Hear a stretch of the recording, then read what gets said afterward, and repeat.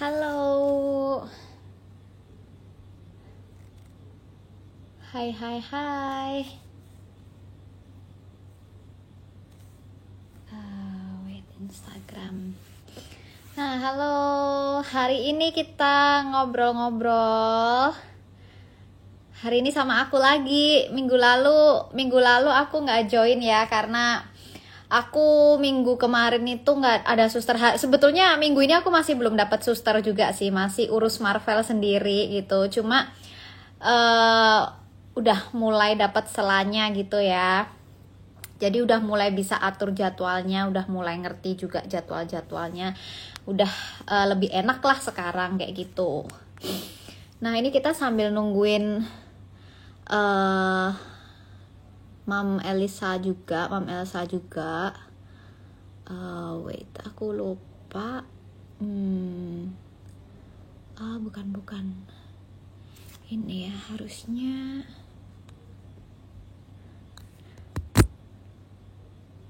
Hari ini ini Dokter Fomecanya udah muncul, udah aku undang juga. Wah, hai. Hai. Gelap ya? Bentar, aku di sini memang agak gelap nih. Gelap banget gak? Masih oke? Masih oke, cuma memang lumayan gelap sih Aku dibanding cari. biasanya loh. Iya, aku cari yang bisa terangin bentar. Mana ya? Gelap banget ya. Bentar, aku cari lampu apa? Terus. Aduh. Mana nih? Aku cari lampu ya? Boleh. Bentar ya, bentar. Sok ngobrol Oke. dulu. Oke deh. Nah, hari ini kita mau ngobrolin kan seminggu lagi kita udah mulai puasa.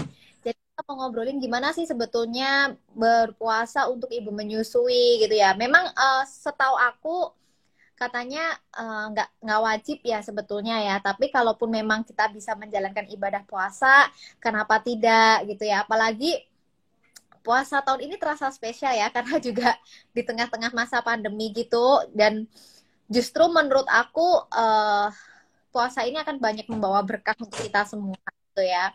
Dan semoga juga semakin dikuatkan. Mungkin ada beberapa nanti yang pas lebaran juga bisa mudik gitu ya. Karena ada peraturan-peraturan pemerintah. Semoga tetap dikasih kelancaran, bersilaturahmi bersama keluarga juga yang jauh nanti. Nah, di sini nanti aku juga udah ini ya sambil bawa tab gitu.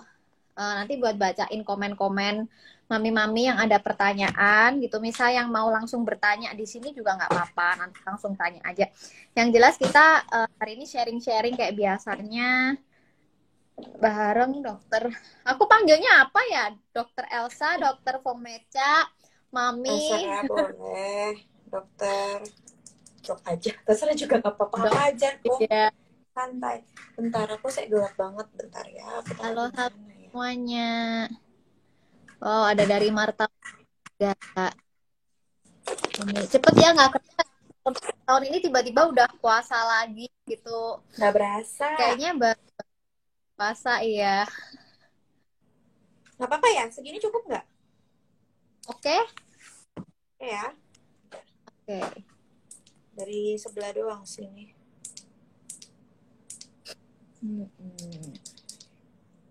Oke.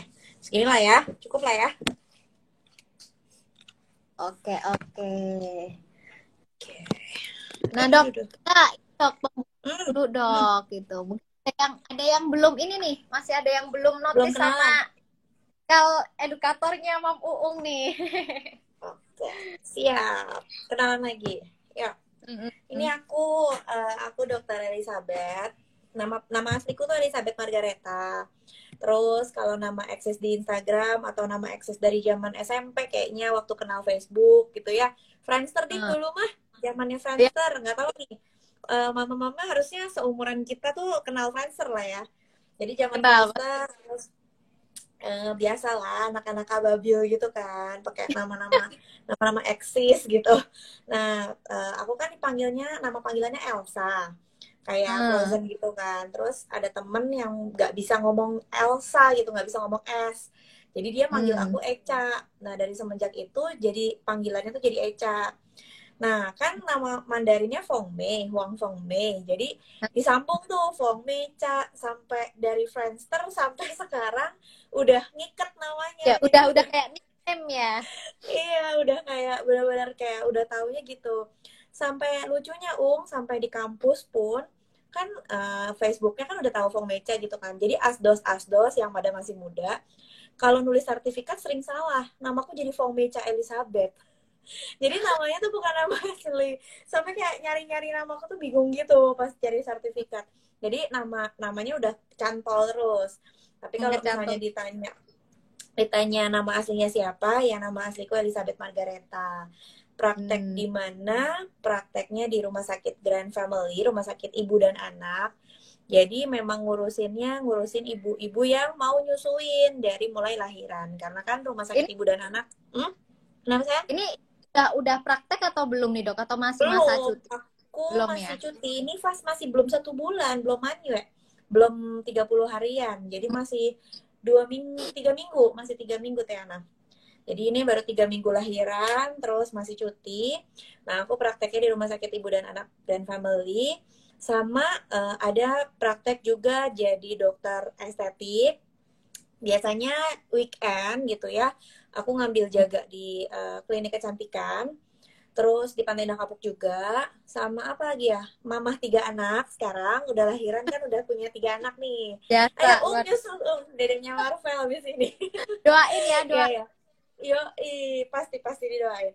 Nah, ini udah jadi mamah menyusui lagi ya. Udah lolos dua anak, 4 tahun berarti nyusuin. 2 tahun, 2 tahun, 2 tahun nyambung gitu kan. Anaknya nyambung. Terus sekarang netein lagi. Berarti mau 6 tahun netein ya. Gila. Ya.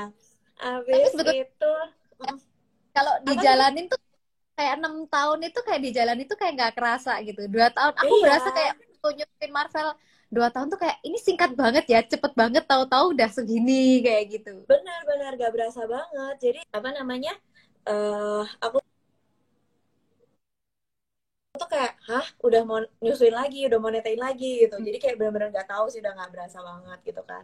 Terus sekarang ya udah sambil ngurus anak, sambil kerja, sambil macem-macem lah. Jadi serba-serbi gitu ya. Ya nggak bisa diem, lebih nggak bisa diem.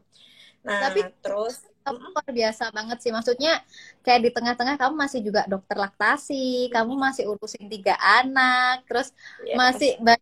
bisnis-bisnis yang lain juga kayak gitu. Ini aku udah kayak nggak ada suster itu aku ngurusin Marvel sendiri, masih ngurusin kerjaan itu udah kepala aku berasa nyut nyut nyut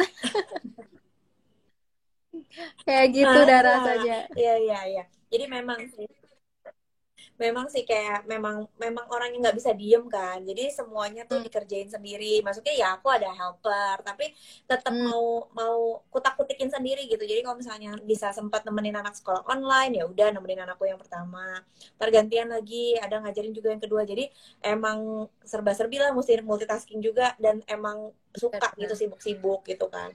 Tapi Yang ya terpenting sebisa mungkin dibagi-bagi. Iya kita ketika benar. kita nggak ngerasa itu beban gitu ya. Jadi kita pun jalanin juga nggak ngerasa capek, nggak ngerasa suntuk kayak gitu.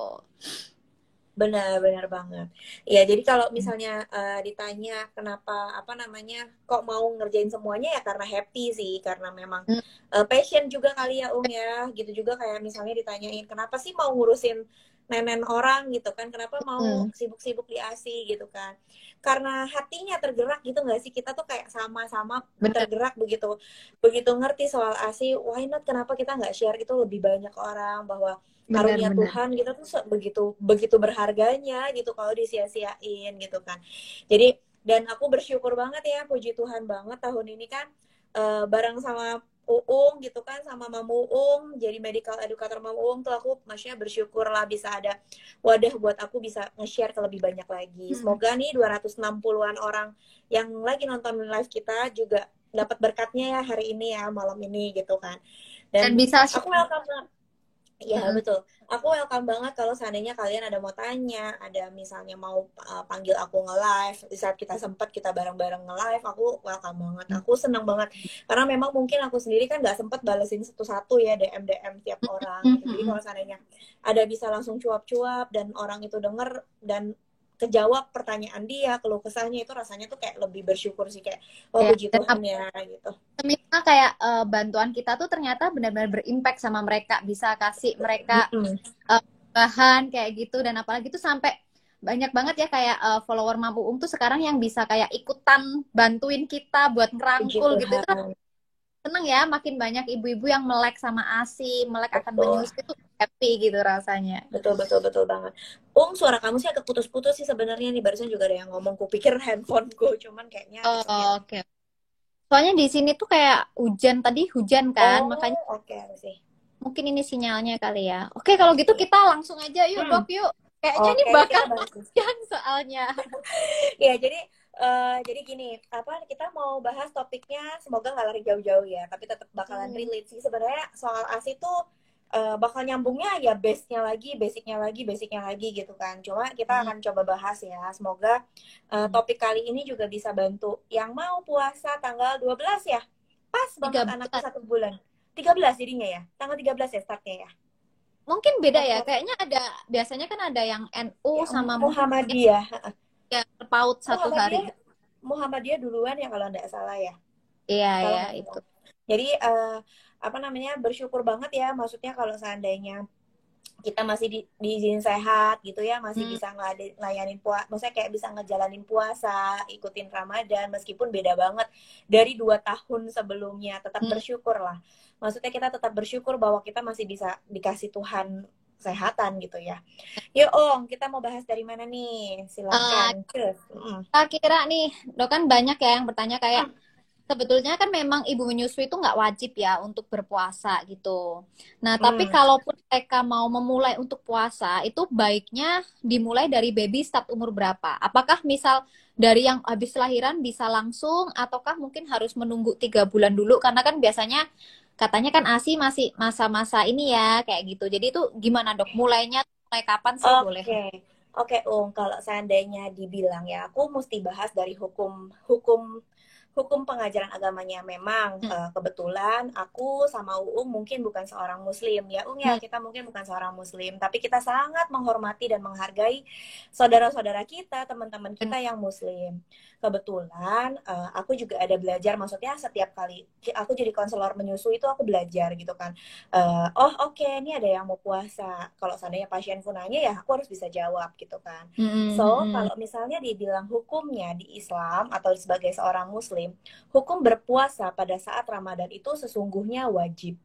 Jadi, Hmm. even itu dia menyusui atau dia dalam posisi hamil, ya, Hmm. Hmm. itu ada keringanan, Jadi kalau misalnya dibilang tidak wajib, sebenarnya mereka wajib.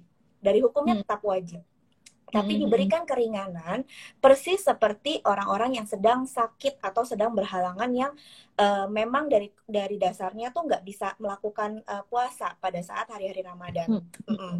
Tapi puasa pada Ramadan itu hukumnya wajib.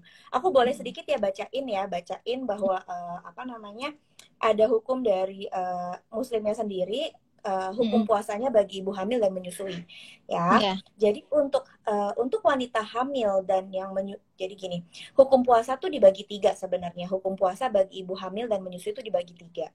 Jadi ada yang hukumnya itu kalau dianya ini, si ibunya ini mengkhawatirkan kondisi keadaan dirinya, which is misal Hmm. dia itu ada penyakit bawaan yang dirinya sendiri merasa bahwa kayaknya kalau aku lagi puasa aku nggak bakal kuat nih, even aku nggak akan kuat karena mungkin dia ada Hmm. bawaan sakitnya di diri dia sendiri, ditambah lagi dia harus bawa hamil, bawa anak dong dalam perut, Hmm. atau dia lagi menyusui, jadi kondisi fisiknya dia yang nggak kuat.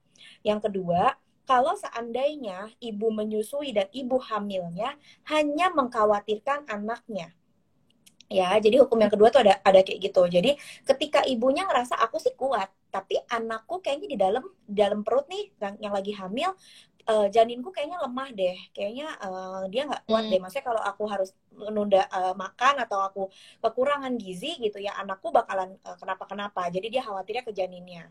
Dan Hmm. dia kalau misalnya lagi nyusuin, kayaknya berat badan anakku tuh kurang. Kalau aku nyusuin makin kurang lah dia. Jadi kan yang bermasalah Hmm. anaknya.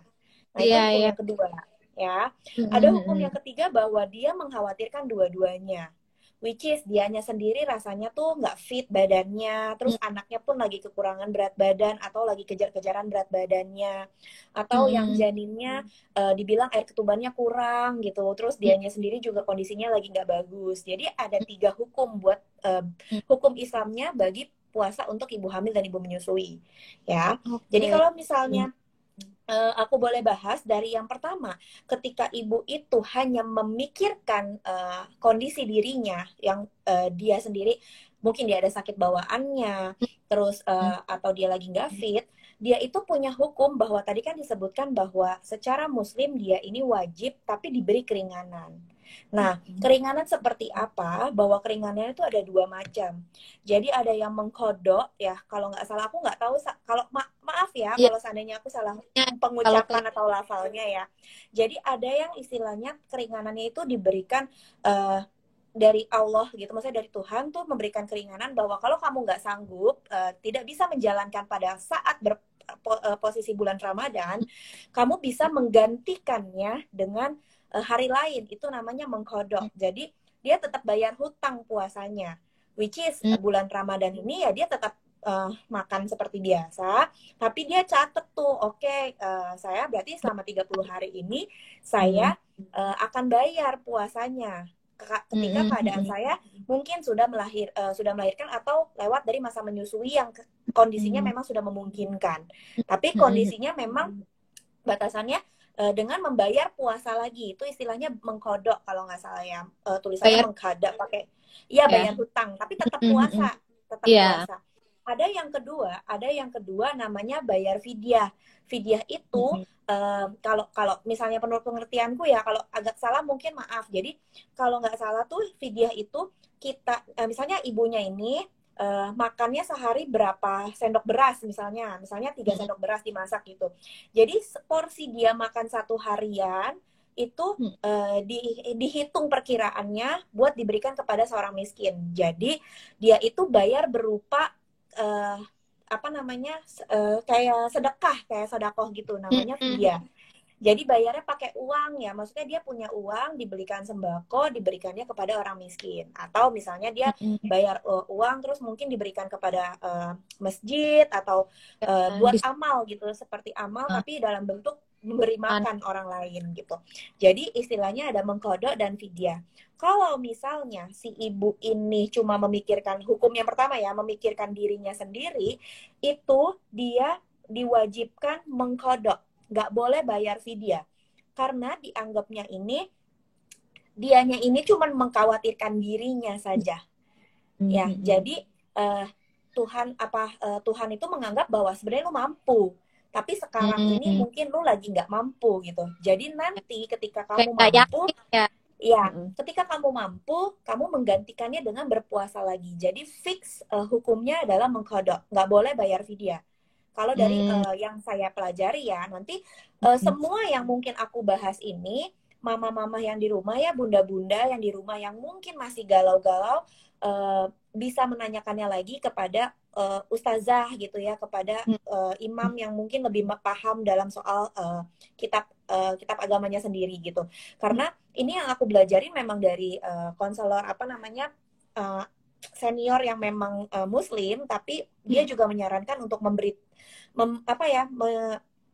membahasnya lagi sama pembimbing rohani kita lah gitu, kalau misalnya kitanya masih bingung nih gitu ya. Ini kan untuk yang memikirkan dirinya sendiri. Jadi ibu tersebut wajib berpuasa ketika mungkin lewat bulan Ramadan tetap ganti gitu ya. Ini hukumnya dulu. Yang kedua, kalau hukumnya itu buat dia pikirin anaknya aja, ini para ulamanya sendiri bilang bahwa masih ada tiga keringanannya. Jadi yang pertama, mengkodok aja, jadi nggak usah bayar fidyah, si ibu tetap bayar puasa aja. Ada yang boleh bayar fidyah karena mungkin kan memang anaknya yang sakit, jadi nggak bisa dipaksain gitu. Jadi si ibu boleh bayar fidyah. Ada yang ketiga, ada yang diharuskan tetap bayar puasa, tapi tetap juga bayar fidyah. Jadi dua-duanya gitu. Jadi kalau yang mengkhawatirkan baiknya itu dia tetap bayar, ada yang dua-duanya, ada yang mengkodok aja, yang ganti puasa aja, ada yang boleh bayar sembako aja tapi nggak usah ganti. Nah, hal-hal tersebut ini ada surat-suratnya sebenarnya gitu ya. Cuma terlalu panjang. Aku boleh bacain sedikit kali ya. Boleh, Jadi boleh, ini Dok. ada beberapa hadis ya. Jadi kalau misalnya di Muslim tuh pakai hadis kan ya, ayat Al-Qur'an sendiri gitu kan. Jadi kalau misalnya dalil-dalil yang digunakan ini sama sebagaimana kondisi wanita hamil ini statusnya sebagai orang sakit dianggapnya gitu ya. Dan pendapat ini dipilih oleh Syekh bin Bas dan Syekh As-Saidi rahmihumallah gitu. Jadi sorry kalau aku agak pelafalannya salah ya. Dan ada di surat di surat-surat Qur'annya bahwa engkau ini posisinya sama seperti orang yang tidak mampu atau bersaum, wajib atasmu memberi makan satu orang miskin, itu untuk yang membayar fidyah untuk setiap hari. Jadi setiap kali kita makan itu kita makannya berapa banyak dan itu yang diberikan kepada orang lain gitu. Dan tidak ada kewajiban qada atasmu katanya. Ini merupakan mungkin dari surat At-Tabari. Terus ada yang bilang bahwa dengan hadisnya itu, jika wanita hamil khawatir terhadap dirinya dan wanita menyusui khawatir akan anaknya beriftar di bulan Ramadan, beliau berkata bahwa Ibnu Abbas berkata, keduanya ini boleh beriftar dan wajib keduanya membayar fidyah pada setiap hari seorang miskin dan tidak perlu berkodok bagi keduanya. Itu yang hadis kedua ya untuk yang mengkodok. Terus wanita hamil atau menyusui dalam keadaan keduanya takut terhadap anaknya, boleh bagi keduanya beriftar, tidak bersaum, dan wajib bagi keduanya membayar fidyah. Ini dari surat HR Abu Dawud nomor 2318, disahihkan oleh Asy-Syaikh Al-Albani rahmanullah dalam Al-Irwa nomor 912. Jadi emang ada hadis-hadisnya sendiri ya ya. Dan yang ketiga untuk yang mengkodok dengan disertai membayar fidyah, ini ada hadisnya lagi, dan wajib bagi orang-orang yang berat menjalankannya jika mereka tidak berpuasa membayar fidyah, yaitu memberi seorang miskin makan gitu kan. Pada surat Al-Baqarah nomor 184. Dan wanita hamil dan menyusui jika takut terhadap anak-anaknya, maka mereka boleh berbuka dan memberi makan seorang miskin. Jadi dianggapnya dua-duanya, fidyahnya iya, qadanya juga iya gitu. Dan ini dari hadis Abu Dawud disahihkan oleh Syekh Albani dalam Irwaul Galil. Jadi memang ada perbedaan-perbedaan dari hadis-hadis tersebut. Makanya itu senior konselor yang memang waktu itu memberikan ilmu ini kepada kita-kita yang dengerin ya soal berpuasa, bahwa kalau memangnya kita masih meragukan, itu kan ada tiga-tiganya, itu boleh ditanyain ke ustazah atau ke imam pembimbing rohani kita gitu. Jadi aku lebih baik ambil yang mana gitu. Iya, boleh yang kodoh aja atau harus yang kodoh ya itu kayak gitu. Betul. Karena memang setiap orang kan disesuaikan lagi ya dengan kebisaannya, bukan kemampuan masing-masing. Misalnya mungkin aku sehat, aku sanggup kok buat kodok, buat ganti gitu kan. Atau ada yang aku nggak sanggup keuangan nih, nggak mungkin nih kalau aku kasih sembako atau apa gitu kan. Jadi aku bayar kodok aja, jadi nggak sanggup bayar fidyah mungkin gitu. Jadi disesuaikan lagi dengan kondisi mam atau bunda masing-masing gitu ya. Nah untuk hukum yang ketiga kan kalau mengkhawatirkan dirinya dan buah hati. Kalau yang tadi kan yang anaknya aja. Nah, kalau yang mengkhawatirkan dirinya dan buah hati, ini diwajibkan membayar mengkodok secara mutlak. Jadi intinya dari 3 hukum tersebut, kalau ada menyangkut dirinya sendiri, dia wajib kodok, nggak boleh fidyah. Nggak boleh fidyah aja, tapi tetap harus gantiin puasa dari badan dia sendiri gitu. Which is dimana dikatakan bahwa nggak menggantinya di bulan Ramadan. Jadi katanya setelah lewat bulan Ramadan, setelah Idul Fitri hari kedua apa hari ketiga itu udah boleh puasa lagi gitu. Jadi puasa ketika Syawal ya kalau nggak salah. Jadi ketika udah lewat masa Ramadannya dan udah takbir gitu kan, terus udah hari Idul Fitri pertama, Idul Fitri kedua, di hari ketiganya itu udah boleh mulai ganti katanya gitu. Jadi masa-masa itulah yang dikatakan untuk mengkodok. Nah, itu kan hukum-hukumnya dari secara muslim. Balik lagi dong. Oke dok, aku paham dan aku memutuskan bahwa misalnya nih mama-mama di rumah, oke aku paham, aku sehat nih, aku kayaknya kuat, aku nggak khawatirin apa-apa. Terus gimana dong puasa sama ASI hubungannya apa aja? Jadi banyak orang yang mikir kayak gitu ya. Ya nggak Ung, kita taunya Ya. kalau kita makan itu jadi bahan baku utamanya buat ASI gitu kan. Jadi katanya kalau minumnya Jadi seliter nanti ya betul. langsung Mm-mm. dibuat gitu kan, jadi Mm-mm. pabriknya gitu, jadi mamanya pabriknya. Mm-mm. Ya itu ada benarnya, tapi secara penelitian tuh bukan melek-melek 100%. Jadi misalnya kita minum 1 liter terus langsung jadi aslinya 1 liter, ya enggak begitu. Ya, Mm-mm. semuanya itu berdasarkan proses ya Bunda, Mama. Jadi kalau misalnya memang berpuasa, secara penelitian itu produksi ASI emang ada penurunan tapi tidak signifikan sampai ngedrop segimananya gitu ya. Kecuali dehidrasi parah. Maksudnya dehidrasi yang memang cadangan dari dalam tubuh mamahnya itu dipakai buat mamanya sendiri gitu, buat si ibunya sendiri. It means dia kekurangan. Sedangkan kalau misalnya asupan hari-hari kita itu baik-baik saja, secara penelitian ketika ibu menyusui atau ibu hamil ini berpuasa, eh, produksi ASINya sebenarnya tetap bisa stabil, ya, tetap bisa stabil karena kenapa? Cadangan makanan yang ada di dalam tubuh mamahnya, which is misalnya lemak kita berlebihan, itu yang akan dibakar, yang dijadikan untuk bahan produksi ASI. Jadi bukan berarti apa yang kita makan langsung jadi gitu, Jadi kan misalnya berat kita udah agak lebih besar nih, terus kita berpuasa, ya nggak usah takut sampai produksi ASINya turun drastis, enggak. Jadi justru mungkin mamanya yang akan jauh lebih kurus karena dibakar terus buat bikin produksi ASI gitu ya. Nah itu buat mama-mama yang mungkin memikirkan bahwa aku kayaknya kuat-kuat aja kok, aku mau puasa. But it's okay gitu, maksudnya nggak usah takut banget sampai produksi ASINya tuh bakal ngedrop parah, enggak. Karena penelitian mengatakan demikian gitu, produksi ASI tetap terjaga kok. Nah, kemudian apa namanya, seberapa banyak gitu ya, seberapa banyak kandungannya akan berubah atau enggak gitu kan. Kandungannya misalnya kalau puasa kan kita berarti nggak makan gitu kan, maksudnya nggak makan dalam waktu tertentu ya, after sahur sampai buka puasa. Tapi ya di luar jam itu kan kita masih bisa konsumsi makanan. Dan yang tadi aku bilang bahwa volume yang tadi kuantitas jumlah ASINya itu nggak akan ngedrop sampai gimana. Begitu juga dengan kualitas yang ada di dalamnya.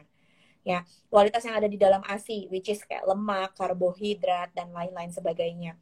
Itu mungkin apa namanya, kita mikirnya nanti anak gue jadi nggak bergizi dong, atau anaknya jadi cair banget ASINya gitu kan. Itu nggak secara penelitian dikatakan bahwa nggak melek-melek yang orang puasa langsung ASINya jadi encer banget gitu karena kita nggak konsumsi apapun. Nggak seperti itu. Jadi nggak usah worry atau nggak usah khawatir, nggak usah over worry gitu. Jadi tetap aja apa yang kita punya dan apa yang memang kita konsumsi harian before kita menjalani puasa, itu yang akan terus dipakai juga sebagai cadangan untuk produksi ASI. Dan di luar itu, ya kita tetap harus menjaga asupan makan kita pada saat kita berpuasa. Ya, which is makan sahurnya, makan berbukanya, makan malamnya gitu. Maksudnya makan abis berbuka, katanya biasanya tuh kan kalau misalnya buka nggak terlalu banyak langsung penuh. Jadi mereka biasanya tunggu sholat tarawih gitu, baru mulai lanjut makan Ini lagi. lagi. Tapi nanti aku akan bahas bahwa ada porsi-porsi tertentu. Seberapa banyak sih kita harus makan sahur, seberapa banyak sih kita harus makan pada saat berbuka. Yang dianjurkan secara gizi dan dokter gizi secara keahlian keilmu gizian terhadap ibu menyusui atau ibu hamil yang mau berpuasa gitu. Nah, produksi ini nggak terlalu berpengaruh gitu ya terhadap puasanya tadi tersendiri gitu kan. Kemudian dia ini terhadap kandungannya sendiri juga nggak berpengaruh, jadi nggak usah khawatir gitu kan. Nah, sampai sini ada yang mau ditanyain dulu nggak? Atau kita mau ada bahas apa nggak? Ya, Atau ini lanjut mungkin dulu? aku rangkumin dulu kali ya dok ya. Tadi kan Boleh, soalnya boleh. jadi Ya. sebetulnya mami dokter Fengmeca tadi udah sempet jelasin juga di awal. Kalau semisal hukum untuk berpuasa ini tetap wajib ya. Tapi untuk ibu hamil dan ibu menyusui itu ada keringanan seperti itu. Jadi tidak ada batasan mulai umur berapa ya. Anakku umur berapa aku baru boleh puasa. Tidak ada seperti itu sebetulnya ya. Tadi ada hukum Islam menurut 3 poin tadi ya. Ada yang kalau misal merasa dirinya sendiri tidak mampu, itu bisa digantikan dengan mengkodok atau vidya. Atau Mm. kalau semisal Kalau misal ada dibagi tiga tadi, ibu, anak, atau ibu dan anaknya ibu gitu. dan Jadi pokoknya kalau ada nyangkut sama ibunya, dia harus mengkodok. Jadi harus ganti. ya, Tapi kalau ada urusan sama anak, itu boleh vidya. Tapi atau dua-duanya. ya betul. Nah, tadi aku mau bahas juga, maksudnya sebenarnya memang tidak ada larangan, tapi secara apa namanya kedokteran dan secara ilmu gizinya sebenarnya nanti aku akan bahas lanjut sih, tapi sebelum melenceng takutnya ada yang keburu live. Aku mau bilang bahwa usia anak di bawah 6 bulan, jadi which is dia baru lahiran 0 sampai 6 bulan, ini secara kedokteran atau secara ilmu gizinya tidak disarankan untuk berpuasa, tidak disarankan. Ya, tidak disarankan. Kenapa? Karena secara gizi 6 bulan pertama ketika anak sudah lahir ya, ini dia membutuhkan full banget 100% dari ASI. Ya, jadi kalau seandainya ditanyakan lagi kepada sisi medis, kita akan menganjurkan bahwa tidak disarankan sih Bu, tapi kalau ibunya sendiri kekeh gitu ya, mau coba deh, which is mungkin 3 hari pertama mau dicoba, 3 hari puasa pertama atau 4 hari puasa pertama atau seminggu pertama, mau dicoba dan dilihat, oh anaknya aman-aman aja nih, berat badannya juga oke-oke aja, atau memang beratnya udah lebih atau segala macam, mau tetap melakukan puasa, balik lagi sesuai dengan hati ibu sendiri gitu. Tapi kalau ditanyakan kepada dokter, kalau saya sebagai dokternya saya akan anjurin kalau boleh nanti kode aja ya after udah mungkin udah lewat dari 6 bulan gitu ya. Mungkin udah lewat dari 6 bulan. Misalnya anaknya sekarang masih umur 3 bulan. Tunggu deh 3 bulan lagi gitu. Nanti kamu kode ya gitu kalau seandainya kita sarankan seperti itu. Kenapa? Supaya kita juga nggak ngerasa, bukannya apa ya, mungkin kita supaya nggak ngerasa bersalah ketika anaknya kok berat badannya turun atau apa, jangan-jangan gara-gara aku puasa kayak gitu. Jadi lebih berbijak hati lah gitu ya, jadi mungkin lebih bijak hati itu yang disarankan 0 sampai 6 bulan. Tapi setelah 6 bulan kan anaknya udah mulai MPASI, anaknya jangan disuruh puasa ya, jangan anak MPASI maknya boleh puasa terus anaknya dipuasain, jangan ya, jadi kejar ya, kan tetap boleh menyusui kok, tetap boleh menyusui full-fullan, anaknya tetap diberikan ASI ya, tetap diberikan ASI, which is misalnya mamanya tetap puasa pun, yang mana mamanya tetap puasa, anaknya tetap dikasih ASI ya, netein full, terus MPASI-nya tetap dijalanin, dimasakin, jangan gara-gara satu rumah nggak masak terus gak dimasakin anaknya, jangan kayak gitu, jadi tetap makan ya. Nanti kalau jadi udah 6 bulan ada ini ya, ada dua pandangan berarti ya secara agama betul dokter itu, tapi tetap semua itu balik lagi ke kita sebagai ibu tuh sebetulnya kita yang paling ngerti ya kondisi betul. anak kita, nah kondisi kita sendiri gimana gitu. Jadi kita juga harus bijak gitu ya, jangan cuma mikirin karena ini aja, tapi toh kan kita masih bisa nyaur utangnya gitu ya, masih bisa mengkodok lagi. Nah kita bisa lewat usaha seperti itu. Jadi ini sih balik lagi ke pilihan masing-masing dan kebijakan masing-masing sebetulnya ya dok ya. Benar. Jadi selama kalau misalnya ditanyain balik ya, kita bakal saran kalau misalnya anak kamu masih di bawah 6 bulan ya, untuk yang menyusui ya. Untuk yang menyusui di bawah 6 bulan, kita akan suggest buat nanti mengkode aja ya. Untuk ibu hamil boleh di konsultasikan dengan dokter obgynnya. Mungkin lagi ada yang hamil nih yang lagi dengerin. Boleh konsultasi ke dokter obgynnya. Dok, kira-kira janinku beratnya aman nggak? Ketubannya aman nggak gitu kan. Terus kondisi aku dari hasil lab mungkin kekurangan darah nggak, anemia nggak, segala macam. Jadi untuk yang hamil dikonsultasikannya kepada dokter obgynnya, dan balik lagi kalau seandainya secara agama boleh ke pembimbing rohaninya masing-masing gitu. Tapi kalau dari segi menyusui, dokter laktasi akan menganjurkan bahwa before 6 bulan, anaknya masih 0 sampai 6 bulan, apalagi baru lahiran, ya kita kan masih kejar-kejaran nutrisi juga ke anaknya. Jadi kita akan sebisa mungkin bijak, oke lah gue kasih dulu, puas-puasin deh sama anak totalitas buat anak dulu, nanti mama bisa ganti kok after udah selesai 6 bulannya ya kita ganti. Mengkodok itu kan tetap harus diwajibin mengkodok gitu kan. Dan bisa kalau misalnya kita berkelebihan bisa mau bayar vidya lagi ya boleh banget gitu ya. Jadi boleh diganti. Nah untuk efeknya sendiri nggak akan ada penurunan produksi sampai secara signifikan yang tadi aku udah sampaikan ya. Jadi mungkin volumenya akan turun lah, which is mungkin 10-20 cc. Mungkin kalau saat lagi pompa ya. Tapi kalau seandainya lagi netein, aku percaya Tuhan tuh nggak akan jahat sama kita. Ya, meskipun kita puasa, pasti akan dicukupi ke anaknya. Percayalah, Bener. asal kitanya juga menjaga konsumsi Ya, harian gak usah kita. ya. Iya, konsumsi hariannya dijaga, Jangan sampai ya puasa terus kita makan sahurnya apa Salah kan? jelek-jelek gitu. Makan Indomie terus ala kadarnya aja gitu ya. Jangan seperti itu, dan kita harus memikirkan keduanya, kesehatan si mama dan kesehatan si bayi gitu. Jadi kalau seandainya memang netein aja fokus-fokus atau begitu pumping kok turunnya gitu ya, biarkan saja. Kalau misalnya ada netein itu nggak usah pusing. Aku percaya pasti akan dicukupi kebutuhan bayinya, which is meskipun kita Bener. puasa. Ya, tapi kalau misalnya epping pasti akan berbeda.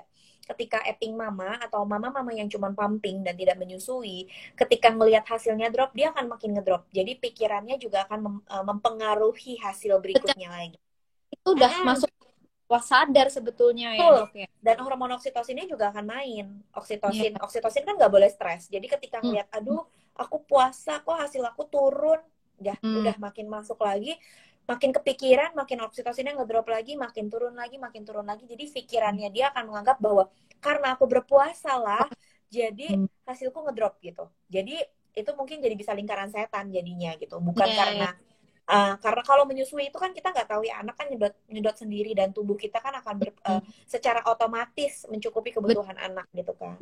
Jadi mungkin untuk mamah epping akan sedikit berbeda dengan ibu-ibu yang menyusui saja gitu, atau menyusui tambah pumping ya, nggak usah terlalu pusing gitu dengan hasil yang mungkin akan turun. Kalau ibu menyusui ya udah pasti dicukupi kok kebutuhan anaknya gitu. Ya. Tapi yang Terus betul mama epping tetap afirmasi yang positif ya, tetap harus betul, yakin. jadi Jadi jangan kita kan belum jalanin tapi kita takutnya tuh secara nggak kita sadarin kan ya, Dok.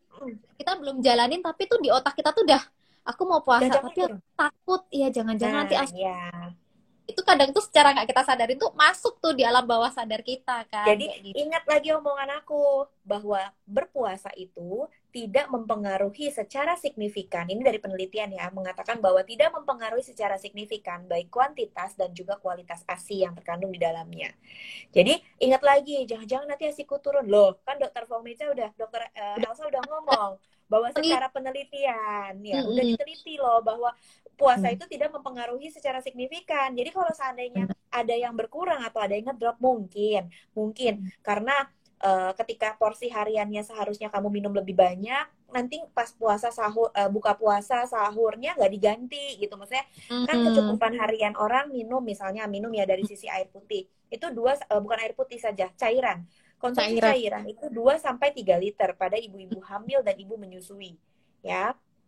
2-3 liter, which is kalau seandainya kita yang normal-normal itu kan 2 literan lah ya, 2 liter kurang. Kalau seandainya hamil dan menyusui, kita memang butuh asupan cairan lebih banyak, 2-3 liter. Bukan berarti air putih 3 liter, 2 botol gelas aqua langsung digelegek-gelegek gitu, enggak. Bisa pakai kuah, bisa pakai jus gitu. Jadi misalnya begitu buka puasa makan kolak, ada kuah kolaknya gitu kan, atau minum sirup ya. Intinya asupan cairannya tergantikan. Dan selama tidak berpuasa kan puasanya cuman which is dari subuh sampai maghrib gitu ya. Jadi mungkin sekitar 14 jam lah kurang lebih 14 jam. Berarti kita masih punya 10 jam untuk menggantikan apa yang terhilang, mungkin apa yang tidak biasanya kita pakai, kita tidak minum. Jadi misalnya pas tidur, kebangun, pas lagi pipis, kita boleh minum kayak gitu. Di sela-sela yang kita bisa minum, kita bisa konsumsi, kita gantiin gitu. Nah, kalau misalnya mama-mama yang epping atau mama-mama yang mompa ngerasa itu kurang banget, ngedrop banget, biasanya itu karena kecukupan hariannya itu tidak terpenuhi. Jadi mamanya itu memang mengurangi porsi makan dia, udah puasa terus dikurang-kurangi lagi, dikit-dikit doang makannya atau minum dikit. Itu bisa. Yang kedua, mungkin karena mamanya ini puasa kan bawaannya lemes, capek, kayak udah ngurusin anak lagi gitu kan. Jadi dia oksitosinnya sebenarnya yang bermasalah. Jadi dia lebih lelah, kurang istirahat, udah kurang istirahat, kurang makan. Jadi Iya. stresnya sendiri nambah. Nah, jadi faktor stres itu juga sangat mempengaruhi produksi ASI. Tapi bukan karena asupan makan yang kita puasanya itu gitu ya. Jadi jangan nggak boleh salah kaprah gitu, bukan karena puasanya gitu. Karena tadi Nah, sebetulnya terus kita punya cadangan makanan kan ya dok ya sebetulnya ya. betul, kita punya cadangan makanan di tubuh kita ya, misalnya lemaknya, karbonya segala macam tuh akan Mm-mm. dibakar lagi sebagai kalori untuk dihasilin di ASI, produksi ASI. Gitu. Jadi juga usah terlalu panik sih kalau seandainya memang kita memutuskan pada puasa gitu. Mm-mm. Nah, apa namanya? Kalau misalnya ada sakit sebelumnya gitu, memang ada bawaan sakit atau memang dia lagi nggak fit juga perlu dipertimbangkan ya, jangan maksain gitu kasarnya. Jadi jangan sampai maksain, pokoknya mau puasa deh bareng-bareng suami, mau puasa bareng-bareng mama papa gitu kan, mumpung bisa Ramadan bareng-bareng. Tapi tetap pikirin dirinya juga gitu, jangan dipaksain kayak gitu. Terus apalagi ya? Mungkin aku sambil kasih tips-tips kali ya, Atau ada yang mau nanya dulu nggak sampai sini kira-kira? Tadi tuh ada pertanyaan tuh gini dok, kalau semisal nih dia anaknya sebetulnya udah empasi, tapi dia merasa kayak asinya tuh pas-pasan gitu loh. Nah, Mm-mm. gimana ya? Memang ini tips sih. Gimana maksudnya tipsnya supaya asinya tuh tetap mencukupi, sedangkan beliau mami salah satu mami ini tadi tuh termasuk epping mom seperti itu. Oke, ya jadi kan Mm-mm. tadi aku juga udah bahas kan bahwa kita ini sebenarnya secara penelitian sendiri cadangan yang ada di tubuh si mama ini akan Mm-mm. dibakar. Jadi misalnya mungkin berat kita tuh bakalan jauh lebih turun ketika kita Benar. menyusui. Jadi menyusui dan berpuasa kita pasti jauh lebih turun karena ketika kitanya lagi berpuasa itu dibakar lebih lagi gitu sama tubuh kita supaya bisa mencukupi kebutuhan si bayi si Mm. produksi asinya gitu kan karena untuk ngebalansin, stabilin. Nah, buat yang kayak gini tuh tips-tipsnya sebenarnya buat tips orang yang berpuasa ketika puasa lagi hamil atau menyusui, yang pasti memikirkan dietnya ya, penting dari dietnya. Terus yang paling pertama tadi yang lo bilang, niat dan afirmasi positifnya. Jangan belum baru mau puasa Belum. tapi aku kok kayak ragu, Ya. ya kayak nggak 100% niatnya, harus ikhlas gitu kan. Jadi mungkin aku lebih bisa ngetips kayak gini kali ya. Oke, aku kayaknya kuat nih buat puasa gitu ya. Aku mau coba deh seminggu ini kalau aku aman aku lanjutin gitu. Tapi kalau misalnya aku rasa nggak nyaman, aku nggak maksain diri gitu. Jadi mungkin ikhlas ke hati sendiri dan Tuhan pun tahu gitu loh bahwa kita tuh sebenarnya niat banget buat puasa, tapi ketika dicoba kayaknya nggak memungkinkan gitu. Ya. Jadi kita bisa menggantikannya gitu ya. Mm-mm. Dan itu yang pertama. Yang kedua, dari kecukupan cairan karena kita tahu banget bahwa produksi ASI itu memang full-fullan buat cairan dan dehidrasi itu sangat penting buat si mamanya juga. Jadi kalau seandainya sampai terjadi dehidrasi kan bahaya. Hmm. Dehidrasi itu kan bisa nurunin kesadaran orang, jadi bikin orang Ya. bawaannya lemes, nggak bisa fokus dan lain-lain sebagainya. Ya, jadi kalau misalnya sampai orangnya dehidrasi tanpa secara kita tahu, kita nggak paham gitu kan, pikirannya juga jadi nggak bisa, bawaannya jadi lebih capek kayak gitu-gitu. Itu kan juga mempengaruhi harian di hari-hari dia puasa gitu kan. So kecukupan cairan ini perlu mama tahu. Kalau seandainya kalian paling gampang sih ngelihatnya dari air kencing ya, air urin. Jadi ketika pipis ya, ketika kita pipis jangan langsung ngeflash. Kita lihat dulu, oh warnanya masih aman ya, kuning-kuning muda atau agak bening-bening, berarti cukupan cairan kita cukup oke. Tapi ketika warnanya kuningnya udah pekat, mesti warning. Waduh, jangan-jangan aku kekurangan cairan. Kayak gitu tuh berarti warning. Jangan sampai dipaksain gitu. Takutnya kita terlalu lelah, apalagi banyak aktivitas. Which is mamanya nggak punya helper. Udah lagi puasa, lagi nyusuin. Mungkin anaknya udah 4-5 bulan gitu. Bisa ditinggal sambil kerja, ngerjain rumah tangga. Tapi mamanya nggak minum cukup gitu kan. Tiba-tiba dia kecapean, kelelahan, itu jadi repot lagi. Jadi maksudnya akan menghambat ya proses baik puasanya juga kesehatan dua-duanya gitu kan. Nah, yang kayak gini-gini perlu diperhatikan. Jadi kecukupan cairan buat para mama juga harus penting diperhatikan gitu. Minumnya itu 2 sampai 3 liter yang tadi aku bilang, boleh jus, boleh sirup. Ini pada saat kapan? Pada saat buka puasa, pada saat sepanjang 10 jam di luar jam puasa ya. Minum terus habis itu sebelum tidur mungkin kalau kebangun minum lagi atau boleh teh, boleh yang lain-lainnya. Begitu sahur juga. Nanti aku akan bahas buat porsi makannya ya. Nah, ini yang ketiga, kecukupan kebutuhan kalorinya untuk porsi makannya sendiri. Jadi dikatakan aku sambil catat soalnya waktu itu, jadi aku sambil baca ya, nggak apa-apa ya, daripada salah menyampaikan. Bukannya nyontek, tapi waktu itu aku catat, jadi biar aku ingat juga dan bisa nggak salah nyampeinnya. Jadi kecukupan kalori kita itu kan kira-kira untuk ibu hamil dari trimester kedua sampai trimester ketiga itu sekitar 2.450 sampai 2.500 kalori, 2.550 kalori. Ya, itu kurang lebih tuh ningkat dari yang harian tanpa hamil, tanpa orang biasa tuh mungkin sekitar 800 sampai 1.000 kalori, karena maksudnya kita buat anak ya tambahannya. Nah, si kalori-kalori ini harus dipenuhi kebutuhannya. Kalau memang kita berpuasa, hariannya kan akan berkurang tuh. Kita gantiinnya pas jam sahur, buka, habis sholat tarawih, jam makan malam gitu. Nah, gimana sih caranya? Itu siasatin. Disiasatinnya tuh gini. Jadi, kalau waktu makan yang biasanya makan pagi, siang malam itu kan jadi sahur, buka puasa, dan sebelum tidur. Tapi porsiannya sendiri, porsiannya itu bukan berarti sahur itu porsi makan pagi loh, bukan. Jadi boleh dicatat nih. Untuk porsi makan sahur itu seperti porsi kita makan siang. Jadi kalau makan siang kita banyak, itu digantiinnya pas jam makan sahur. Jadi disarankan ya waktu aku ikut pelatihan dan pembahasan soal puasa ini, waktu makan sahur, porsi yang dianjurkan adalah porsi seperti kita makan siang. Ketika kita porsi buka puasa, itu seperti kita makan sarapan. Jadi baru dikit, porsinya dikit aja. Ya dikit aja. Yang makanya katanya orang bilang berbuka dengan yang manis. Kita boleh minum teh manis dulu, boleh pakai takjil ya, pakai takjil kayak kolak, pakai biji salak, pakai bubur kacang hijau. Jadi tidak terlalu berat. Karena habis buka puasa akan sholat maghrib, habis gitu sholat tarawih gitu, baru mulai makan malam gitu ya. Dan porsi makan malamnya ini porsi makan malamnya ini adalah porsi sarapan. Jadi terbalik-balik gitu kasarnya. Ketika porsi sahur itu makan siang, porsi buka puasa itu dianjurkan seperti porsi makan sarapan. Sedangkan porsi makan malam itu porsi makan malam itu seperti bentar, aku takut salah ya, bentar.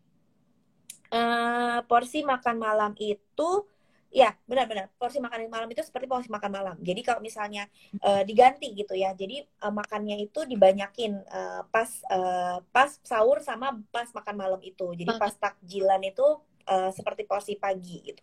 Nah, kalau yang seperti ini biasanya menu variasinya juga harus diperhatikan. Seperti karbohidrat, lemak, protein, itu semuanya harus terkandung di dalamnya. Itu penting banget buat ibu menyusui dan ibu hamil. Kenapa? Jangan sampai kita cuma buka, ya udah deh yang penting lauknya ikan goreng aja. Kita kan sederhana misalnya gitu. Atau males masak ya, udah capek gitu, masak seadanya aja ya. Misalnya cuma sama suami, nggak terlalu pusing gitu. Yang penting tuh buka puasa. Jangan seperti itu. Karena kita wajib memikirkan anak lagi. Ya.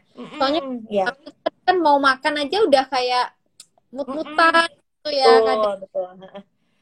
Ya, jadi mesti dipikirkan sih. Biasanya kalau hamil yang trimester 1 pasti nggak akan dianjurin sama dokter.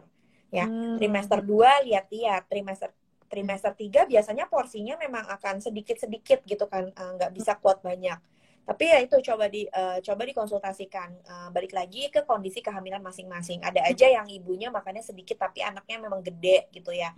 Jadi memang semua asupan makanannya jadi ke anak. Jadi mungkin saja oke, boleh puasa kok kamu gitu, tapi disesuaikan dengan kondisi janinnya juga di dalam tubuh gitu kan, di dalam perutnya si ibu gitu kan. Nah, yang kayak gini-gini ini merupakan tips yang penting, dan istirahatnya harus cukup. Biasanya dianjurkan lagi istirahat siang. Jadi buat ibu hamil apalagi kan masih belum terlalu ngurus anak ya, istirahat. Jangan terlalu banyak aktivitas. Ya sekarang sih mungkin masih pandemik, masih kondisi pandemik yang mungkin udah mulai ada aktivitas ya. Jadi jangan terlalu bisa pergi-pergi atau udah mulai siap-siapin kelahiran, terus udah kecapean, terus puasa lagi. Nah, itu mesti diperhatikan. Jadi istirahat siang tuh penting. Bukannya biar cepet-cepet maghrib, enggak. Tapi paling enggak buat menjaga energi, kebutuhan kalori yang terbakar gitu kasarnya.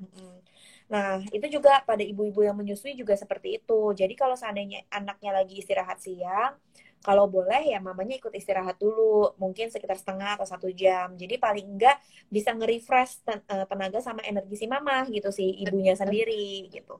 Jadi jangan sampai over gitu ya. Terus sahurnya itu juga dibahas sih waktu kemarin waktu aku belajar ini gitu ya, ada dibahas bahwa sahurnya itu jangan cepetan juga. Jadi kan tahu ya, ada waktu deket-deket mau imsyak ya apa apa kayak bukan imsak ya bener ya. Jadi yang kalau udah mau lewat masa sahurnya, aku takut salah ngomong. Ya bener imsak kalau nggak salah. Jadi jangan sampai kejauhan. Jadi misalnya jam-jam imsaknya jam 5 kurang atau setengah 5 gitu ya, sahurnya udah dari jam setengah 3 ya, jangan seperti itu gitu. Jangan sahur jam setengah 3 terus dibawa tidur gitu. Nah kalau bisa ya deket-deket aja, jadi misalnya jam 4 atau setengah jam before imsak itu ya, betul imsyak ya, sebelum imsyak baru makan, jadi nggak terlalu apa ya, abis duluan lah sebenarnya kayak gitu, lebih nggak abis duluan gitu. Jadi itu ada disarankan sih bahwa makannya itu ya deket-deket waktu imsak gitu kan. Terus aku sambil catat takutnya salah. aku juga makannya itu sambil catat. Jadi makannya itu jangan rakus-rakus banget, porsinya jangan langsung cepet-cepet gitu ya. Terus apa namanya, gede-gede porsinya. Jadi kayak tadi porsinya diatur. Jadi makan siang pada saat makan sahur itu cuman pelan-pelan makannya gitu kan. Dan kebutuhan komposisi variasi makanannya, dari karbonnya, lemaknya, proteinnya, itu yang perlu diperhatikan juga gitu. Itu putus-putus ya. Yes. Di dokter sih yang aku putus. Oh, ini udah balik. Dok, kira-kira kita tuh perlu kayak nambahin power pumping kayak gitu nggak sih dok kalau untuk epping mom gitu? Tes. Kamu keputus Heng. Tes. Oke. Aku Tes ya dok. Iya, udah nyambung ya. Kalau di aku sih dokter tadi yang ini kayak loading gitu. Aku muter-muter juga, kamu juga loading. Aku nggak tahu pokoknya putus dua-duanya. Nah ya, jadi no, Dede sorry. Hai Auntie, ya mama lagi. Iya, udah mama lagi work. Kenneth udah, iya. Kenneth Nono ya, mama lagi work ya. Sorry. Iya, Jason. Iya, udah ambil booknya. Sana. Iya.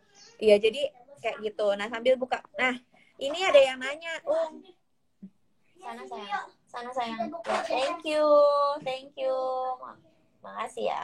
Jadi kalau seandainya ini ada yang nanya, jam pumping gimana? Intinya gini, jam pumping, jam nyusuin itu nggak berpengaruh sama kegiatan puasa. Jadi kalau puasa ya puasa aja, kan yang berubah cuma makannya kita doang gitu ya. Harusnya kita makan pagi, harusnya kita makan siang ya, nggak boleh nyemil ya. Jadi kalau seandainya anak bayi kan kagak puasa ya, jadi ya tetap aja jam pumping seperti biasa. Jadi nggak ada perbedaan.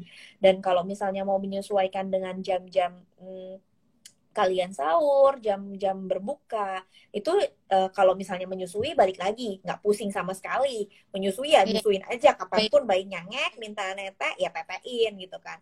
Untuk kalau misalnya ibunya ada menyusui, jam pumpingnya ya ketika anaknya habis nyusu, dia mau lanjut pompa, ya silahkan gitu kan.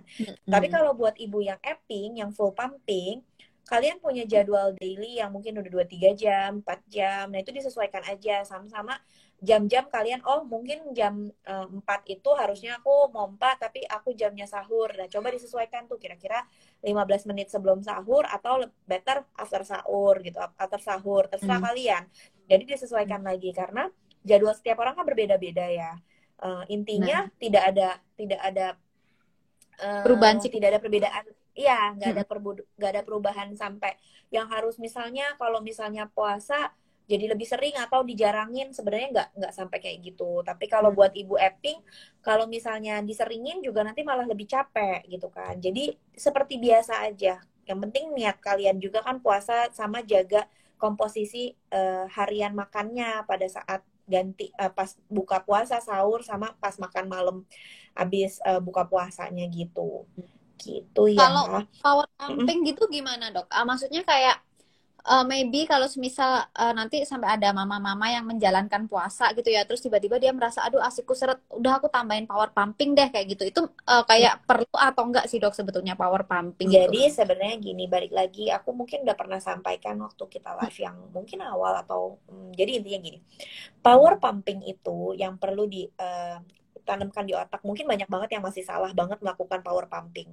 Power pumping itu tidak dilakukan setiap hari sebenarnya. Ya, tidak dilakukan setiap hari intens gitu every day, terus subuh-subuh jam 2 pagi power pumping every day gitu, nggak ada putusnya. Sebenarnya nggak perlu seperti itu. Yang perlu kita ketahui adalah power pumping itu sebenarnya adalah suatu kegiatan pumping atau memompa untuk menggantikan respon tubuh Kayak si mama. betulnya Iya, ya. menyerupai anak yang sedang growth spurt atau percepatan pertumbuhan. Jadi ketika anak lagi gedein badan, dia akan minta lebih banyak, dan itu yang dibutuhkan respon feedback ke mamahnya. Kalau anaknya lagi nyusu langsung ya, DBF, itu kan dia akan lebih sering netek ya. Jadi baru netes saja minta lagi, baru netes saja minta lagi gitu. Jadi kayak lebih sering. Atau ketika lagi netek kayak nggak tuntas-tuntas, teteh lama gitu ya. Habis itu masih ngekok, masih pindah ke teteh yang satunya, udah sampai kempes gitu, kempiot, masih aja belum puas gitu kan, masih netek, masih minta. Ya benar ya Om ya. Jadi kalau seandainya ibu-ibu yang netein tuh akan merasakan kegiatan seperti itu tuh, masa-masa seperti itu, bahwa ketika anaknya kayak cranky banget, kayak kelaparan banget gitu. Dan biasanya kalau misalnya ada ibu yang menyusui dan terus akan berpikir gini, tetek pas anaknya kok kayak gerasak gerusuk, kayak lebih lapar gitu ya, kok di pompa nggak ada asinya. Rata-rata orang-orang yang seperti itu akan berpikir jangan-jangan asiku jadi kurang, maksudnya asiku udah nggak keluar lagi, asiku habis. Itu yang paling sering dikatakan. Dan biasanya tuh ya benar ya, jadi waktu itu dok 2 minggu ya asiku tuh tiba-tiba habis, biasanya bisa dapat 50, ini tiba-tiba 10 doang gitu kan. Jadi udah panik duluan. Dan biasanya orang-orang yang kagak tahu, yang nggak tahu soal growth spurt atau salah berpikir bahwa ini anaknya yang minta lebih banyak, jadi ketika dipompa itu lebih sedikit, terus anaknya rewel, mereka akan berpikiran jangan-jangan asiku udah nggak keluar lagi, asiku seret, aku beli susu formula, jeng-jeng gitu. Jadi kayak ya kena deh jebakan Batman-nya gitu kan. Jadi perlu banget ya kalian para mama nih wajib banget tahu bahwa growth spurt itu adalah memang suatu apa, bukan kegiatan sih, maksudnya normalnya memang terjadi pada setiap anak, normal terjadi. Biasanya ada masa-masanya, 3 hari pertama, seminggu, 2 minggu, terus akan 2 minggu, per 2 minggu biasanya kalau buat pada bayi-bayi yang udah mulai besar. Tapi untuk bayi-bayi di 2 bulan pertama, setiap seminggu sekali rata-rata itu akan growth spurt. Ya, dia akan growth spurt. Terus growth spurt itu seberapa lama sih gitu? Dari penelitian mengatakan bahwa growth spurt akan terjadi biasanya 2-4 hari. Jadi selama 2-4 hari itu anak kelihatannya seperti cranky banget. Jadi kayak tidur sebentar-sebentar, bangun sebentar-sebentar, minta gitu. Jadi kayak udah tetek kempes kiri kanan masih minta gitu. Itu masa-masa anak growth spurt. Dan masa growth spurtnya apakah cuma subuh? Enggak. Ya, panjang hari kan, sepanjang hari. Dari pagi kayak siang kayak akan rewel. Dan itulah yang dibilang kita menggantikan secara power pumping. Jadi bukan subuh-subuh doang kalau memang mau melakukan power pumping. Bukan sehari biasa. Berarti ya. Bukan setiap hari sekali. Ya, karena anak gedein badan bukan minta laparnya cuma jam 2 malam, bukan kayak gitu ya mams.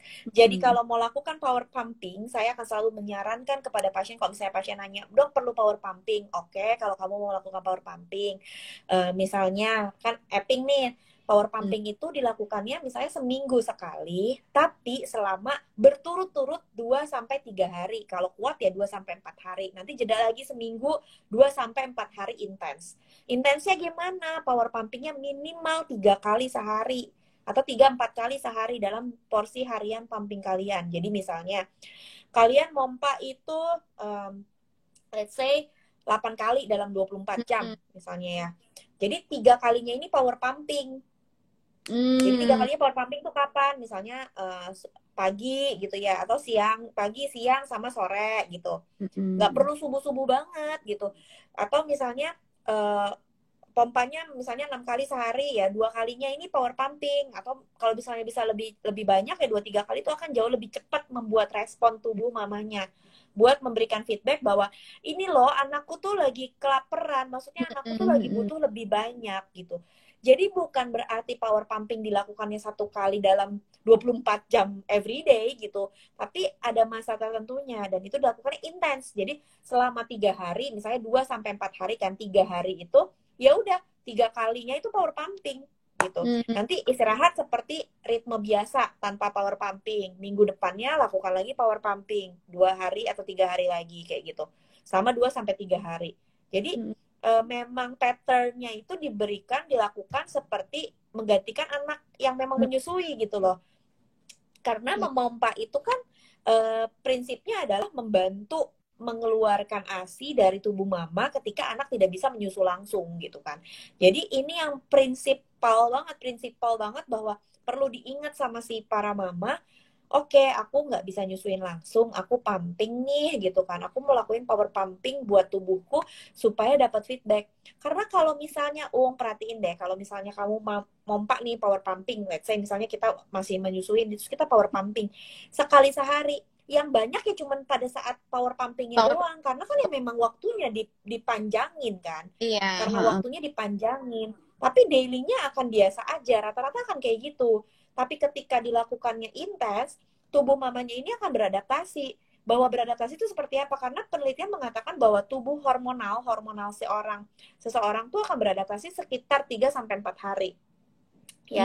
Jadi selama anak growth spurt cranky 2 sampai 4 hari itu, tubuh mamanya tuh akan beradaptasi. Weh, ini kenapa ya? Gue kok kalau produksi ASI kayak abis terus ya? Kok kayaknya emang anaknya minta melulu ya gitu. Jadi akan diproduksi lebih cepat dan lebih banyak daripada yang sebelumnya. Begitu juga pada saat anak yang kita pumping full epping dan produksi ASINya diperlukan feedback balik seperti itu. Loh, ini kenapa ya? Kok biasanya mompanya nggak kayak gini? Tapi kan tubuh kita nggak tahu, maksudnya nggak pengeluaran ya, proses pengeluaran ya. Tapi kalau seandainya dari tubuh sendiri, itu akan tahu loh mana yang menyusui langsung, mana yang pumping sebenarnya. Tapi untuk dari volume tubuh tuh akan mikir, loh ini kok kayaknya habis terus ya, maksudnya ternyata sekarang diminta melulu, mintanya intens lagi, sering-sering, maksudnya sehari ini kok kayak minta makan lebih banyak kan, sering banget gitu. Nah nanti akan di feedback, dibuatlah produksinya lebih banyak. Si hormon prolaktinnya itu mendapat kabar bahwa ini loh, tubuh ini membutuhkan pengproduksi ASINya lebih daripada sebelum-sebelumnya. Jadi pembelinya lebih banyak gitu. Jadi ini yang perlu dicamkan, bahwa power pumpingnya harus dilakukan lebih sering pada masa-masa tertentu. Which is minggu sekali dilakukan 2-3 hari intens, minimal 3 kali dalam sehari. Gitu. Ya, 3 kali dalam sehari. Gampangnya, biar gampangnya. Power pumping itu kan menduplikat ya, menduplikat Iya, ketika betul. growth spurt itu tadi gitu. Karena selama ini aku pun dulu juga mikirnya tuh power pumping cukup dilakuin sehari sekali tengah malam karena hormon prolaktin lagi tinggi, dan lakuin paling enggak dalam 3-1 minggu ke depan kayak gitu. Aku pun taunya pertamanya gitu. Ternyata salah. Iya, nah ternyata setelah itu aku baru benar-benar paham tuh waktu kita live pertama itu, dokter kan bilang ya, power pumping itu kamu kan nyerupain baby lagi growth spurt. Oh iya ya, kan itu baby growth spurt sehari nggak cuma sekali doang kayak gitu. Jadi mama-mama di sini yang lagi puasa mau power pumping boleh nggak? Ya sebetulnya boleh, tapi mungkin secara energi dia akan lebih terkuras juga ya dok ya, mungkin dia akan lebih capek, but it's okay, depends on. Jadi kalau seandainya memang disesuaikan aja. Oke dok, nggak sanggup 3 kali, udah lakukan 2 kali. Tapi kan nggak setiap hari kan, jadi kan cuma 2-3 hari itu aja. Bisa, jadi disesuaiin. Mungkin ya, jadi misalnya disesuaiin, mungkin sanggupnya 2 kali nih, mungkin pagi sama sore habis buka, atau 3 kali ya udah siangnya cuma sekali gitu kan. Tapi kan cuma 3 hari doang, habis itu kan seminggu ke depan lagi. Jadi sebenarnya kalau dibilang nguras tenaga banget ya nggak banget juga kok, jadi bisa disesuaikan lah ya. dan ada jedanya kan. Intinya tetap jaga semua si tips-tips yang tadi udah aku sampaikan itu, jaga porsi makannya, komposisi dan lain-lainnya gitu kan. Terus power pumpingnya boleh silakan dilakuin. Terus ada lagi yang mau ada yang pertanyaan lagi nggak, Ong, yang nitip pertanyaan kemarin? Ini sih tadi rata-rata pertanyaannya masih ini sih dok, kayak basic apa ya. yang udah jelasin semua juga tadi gitu. Oke, ini aku sambil baca-baca yang ada pertanyaan, aku sambil baca sambil bahas aja jawab sekalian ya. Ini ada yang bilang overstimulasi apa langsung stop pumping atau bertahap? Overstimulasi Ibu Mama Suci Rahmadani ini maksudnya hiperlaktasi. Jadi memang produksinya memang banyak banget. Kalau seandainya emang orang-orang yang hiperlaktasi, bersyukur banget ya punya ASI super banyak. Jadi kadang orang kayak aku deh dok, aku tuh kan juga overstimulasi. Jadi iya itu. Bukan hiperlaktasi. Ya, jadi sebetulnya ASIku tuh waktu awal-awal tuh juga ya pas-pasan gitu. Cuma salah mindset ya. Ngertinya kalau aku mau anakku gendut, mau sukses mengasihi itu ASIku harus banyak gitu. Jadi yang aku lakuin adalah aku nyusuin Marvel tapi sambil aku pumping, dan aku pumpingnya tuh setiap nyusuin Marvel. Jadi kalau neneknya 1 jam sekali, aku juga akan sebelahnya nenen, sebelahnya aku pumping kayak gitu. Nah, bener bikin kayak ASIku tuh jadi banyak banget gitu dok. Itu. Nah, mungkin ya. Jadi kayak gini, kalau overstimulasi yang disebutnya kayak gini. Jadi gini ya, kalau seandainya kan balik lagi, semua kan disesuaikan kebutuhan masing-masing seorang bayi ya, maksudnya seorang anaknya. Jadi nggak perlu juga kita sampai stok-stok bertiga kulkas, 2 kulkas buat apa gitu, nggak. Apalagi kita direct breastfeeding. So kalau misalnya ada pasien yang nanya atau kayak ada yang nanya ke aku, pompa itu perlu atau enggak? Aku akan bilang pompa itu ya boleh aja, tapi nggak perlu sampai yang menggebu-gebu dan nggak perlu dijadwalin. It means like kayak kamu punya simpenan itu akan jauh lebih berarti dan lebih berharga daripada nggak punya sama sekali. Karena ketika kita lagi perlu, kita bisa aja menggunakan yang kita punya simpenan. Tapi nggak perlu sampai gebu-gebu banget harus dipenuhin kulkasnya, nggak kayak gitu. Jadi apalagi kalau direct breastfeeding ya direct breastfeeding aja. Sesekali kalau memang rasanya penuh atau kerasa nggak nyaman gitu ya, itu boleh dipompa. Nah, kalau overstimulasi seperti yang Ung bilang ya memang bisa sering banget terjadi kayak gitu. Jadi nggak perlulah setiap kali netein mompa, kecuali memang udah kayak 1 bulan before mau kerja, jadi perlu melatih tubuh untuk bisa membiasakan pumping mungkin, atau 2 minggu sebelum kerja. Biasanya aku akan mengajarkan buat working mom itu latihan di 2 minggu before kerja ya, jadi bukan dari awal dia lahiran terus sudah sibuk-sibuk mompa. Biasanya aku nggak akan saranin itu.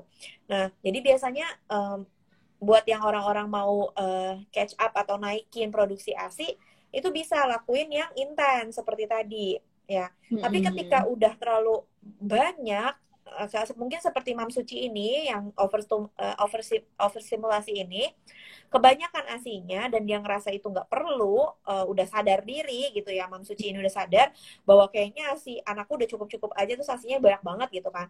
Ini perlu di stopnya bertahap atau stop pumping langsung, nggak boleh langsung stop pumping juga sebenarnya. Ya, karena kalau misalnya memang tubuhnya biasanya udah produksinya banyak, tiba-tiba stop begitu saja, itu pasti akan repotnya engorge ya, bengkak, terus kemudian bisa mastitis, bisa sampai kalau engorge bengkak nggak dikeluarin bisa sampai mastitis gitu kan, sampai abses, mungkin ya dikeluarinnya jadi dikeluarin di ruang operasi, amit-amit, jangan sampai kayak gitu. Balik lagi, tubuh kita ini punya sistem hormonal, punya sistem yang bukan disetting seperti mesin. Bukan mesin yang kayak cuma dicetek, mati, dicetek, nyala gitu. Nggak kayak gitu. Tapi semuanya berproses bertahap. Jadi kalau misalnya pertanyaannya bertahap, pasti saya akan anjurinnya bertahap. Bertahap seperti apa? Untuk yang mau stop pumping ini juga berguna pada orang-orang yang mau menyapih biasanya ya. Yang mau menyapih itu kan nggak bisa tuh, kata-kata orang dulu jangan dikeluarin terus. Nanti kalau misalnya masih dikeluarin, nggak bakalan berhenti ASINya, nggak kayak gitu ya. Caranya tuh pelan-pelan. Jadi misalnya biasanya dilakuin pompa 8 kali gitu. Oke, mulai turun jadi 6 kali. Nanti lakuin itu minimal 4 hari, nanti baru mulai turun lagi. Ya, ingat aja biasanya hormonal kita ini teradaptasi itu selama 4 hari. Jadi kalau mau melakukan sesuatu, dilakukannya intens selama 4 hari. Jadi ya, kalau mau turunin produksi atau mau banyakin produksi, lakuinnya 4 hari minimal. Jadi bikin hafal tubuhnya dulu. Oke nih selama 4 hari dilakuin seperti itu. Biasanya mau 8 kali. Mau turunin produksi atau mau nyapih nih, mau mulai kurangin produksi, biasanya 8 kali, turunin jadi 6 kali. Ya, kan biasanya 3 jam sekali jadi 4 jam sekali, jadi 6 kali pompa gitu. 6 kali pompa lakuinnya selama 4 hari berturut-turut. 6 kali, 6 kali, 6 kali, 6 kali. Nanti hari kelima baru mulai turunin lagi jadi 5 kali. Ya, baru selama 4 hari nanti turunin lagi. Kok lama banget, Dok? Ya iya, supaya secara normal, maksudnya normalize gitu, maksudnya lakuinnya tuh ritmiknya normal, bukan ritmik yang langsung jebret jebret jebret gitu.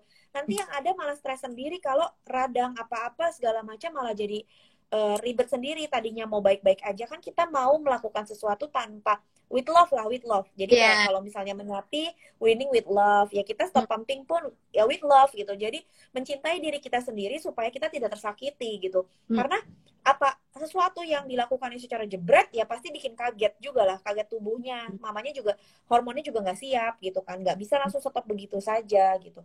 Jadi secara bertahap ya, dan biasanya dilakukannya 4 hari itu intens gitu, intens.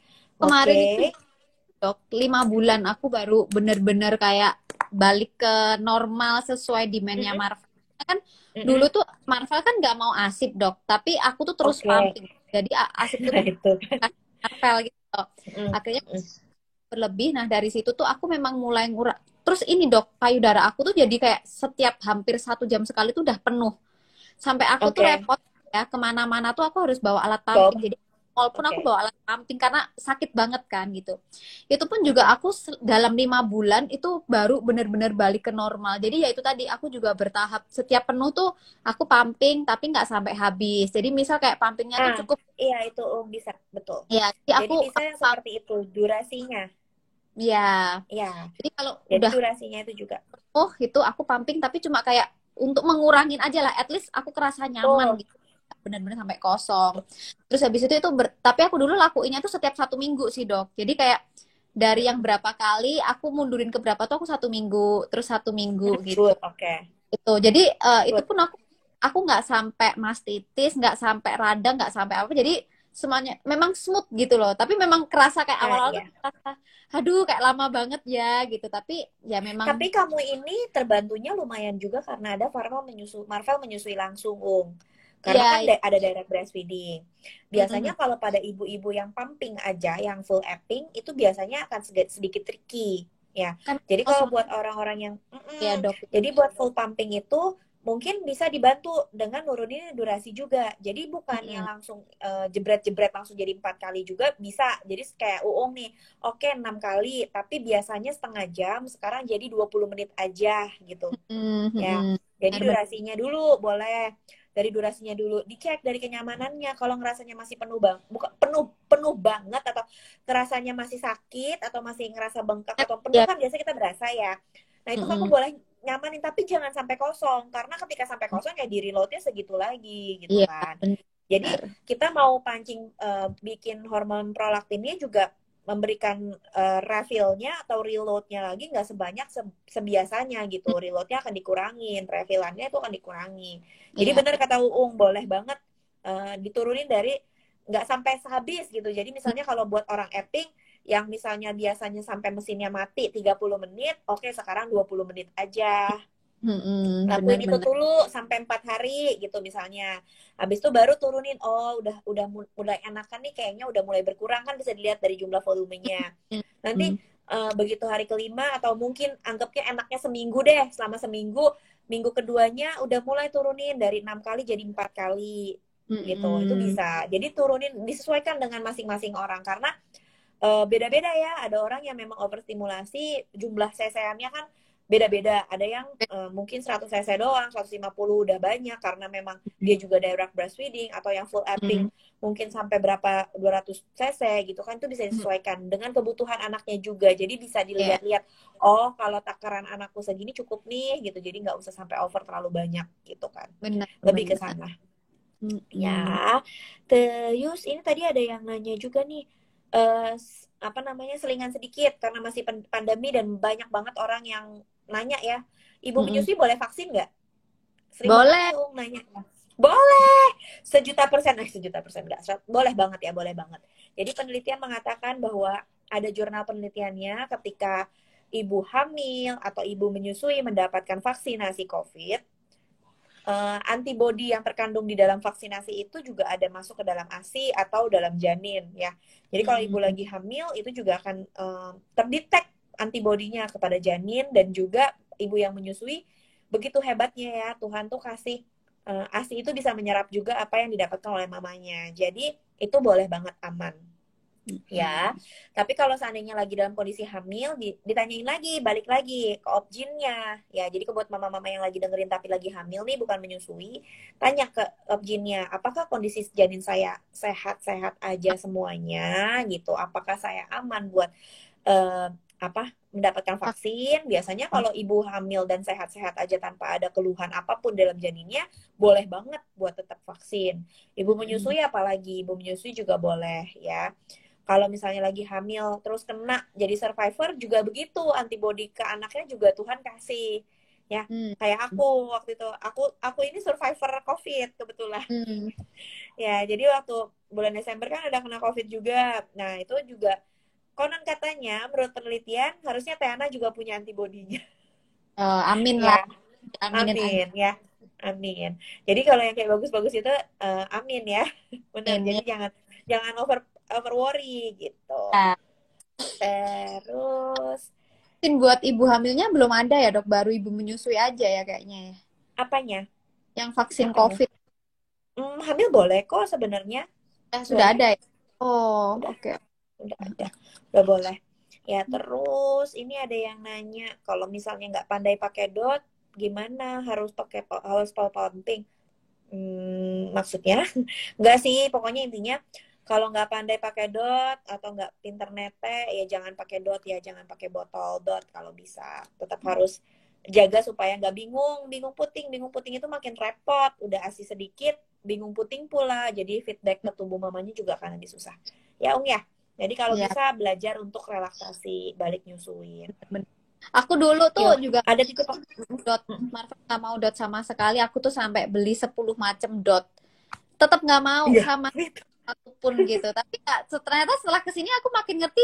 Oh ya pinter juga ya nih anak nggak mau dot, dia nyusul langsung. Akhirnya juga aku bisa gitu loh sampai 2 tahun kan. Aku bayangin mungkin Betul, betul. dia tiba-tiba mau dot terus dia nggak mau nenen sama aku nggak tahu kira-kira aku bisa nggak Oh, gitu. Karena sedih jadi lah. ya mama Epping tuh berat menurut aku tuh kayak Capek. ya effortnya lebih lah kayak gitu.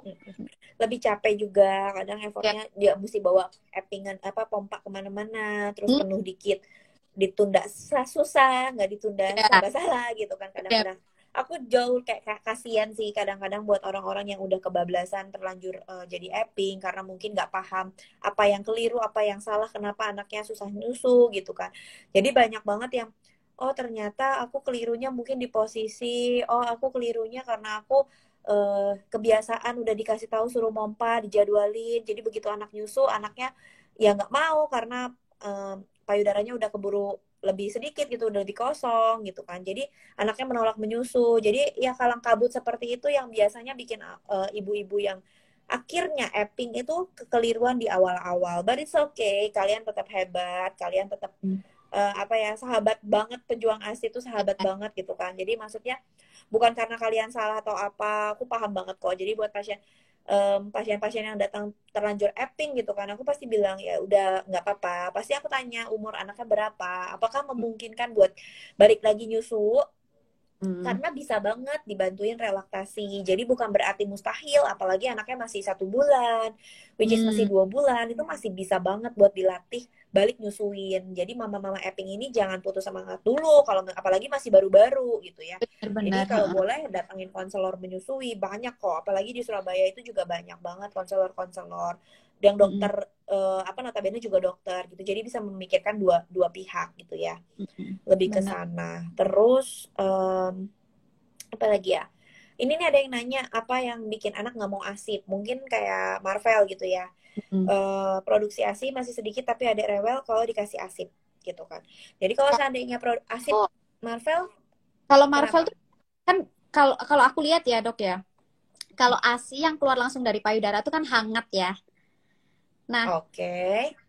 kayaknya kalau udah walaupun ASI fresh, tapi kalau udah di suhu ruang yang nggak hangat, dia juga udah nggak mau. Kayak gitu. Tapi Even kalau dipanasin masih mau? nggak mau. Jadi dipanasin pun tuh, kalau dipanasin kan mungkin rasa udah berbeda ya. Karena aku pernah coba juga sih. Kalau yang kayak yang fresh tuh benar-benar kayak manis gitu loh. Manis. Ya, kayak Mm-mm. rasanya tuh manis gitu. Terus kalau kalau udah dipanasin tuh malah kayak aku ngerasa kayak ada Wangi. ya aroma yang Anjir. berbeda. Nah, jadi dia kalau misal habis perah langsung dikasih itu dia mau, tapi cuma kayak beberapa suap aja dia mau. Jadi kalau Oke, udah karena kayak kamu pakai sendok ya, dia nggak mau buat botol dot ya. Oke. ya, kalau nggak biasanya aku pakai medicine feeder, itu dia Feedback. mau. Oke.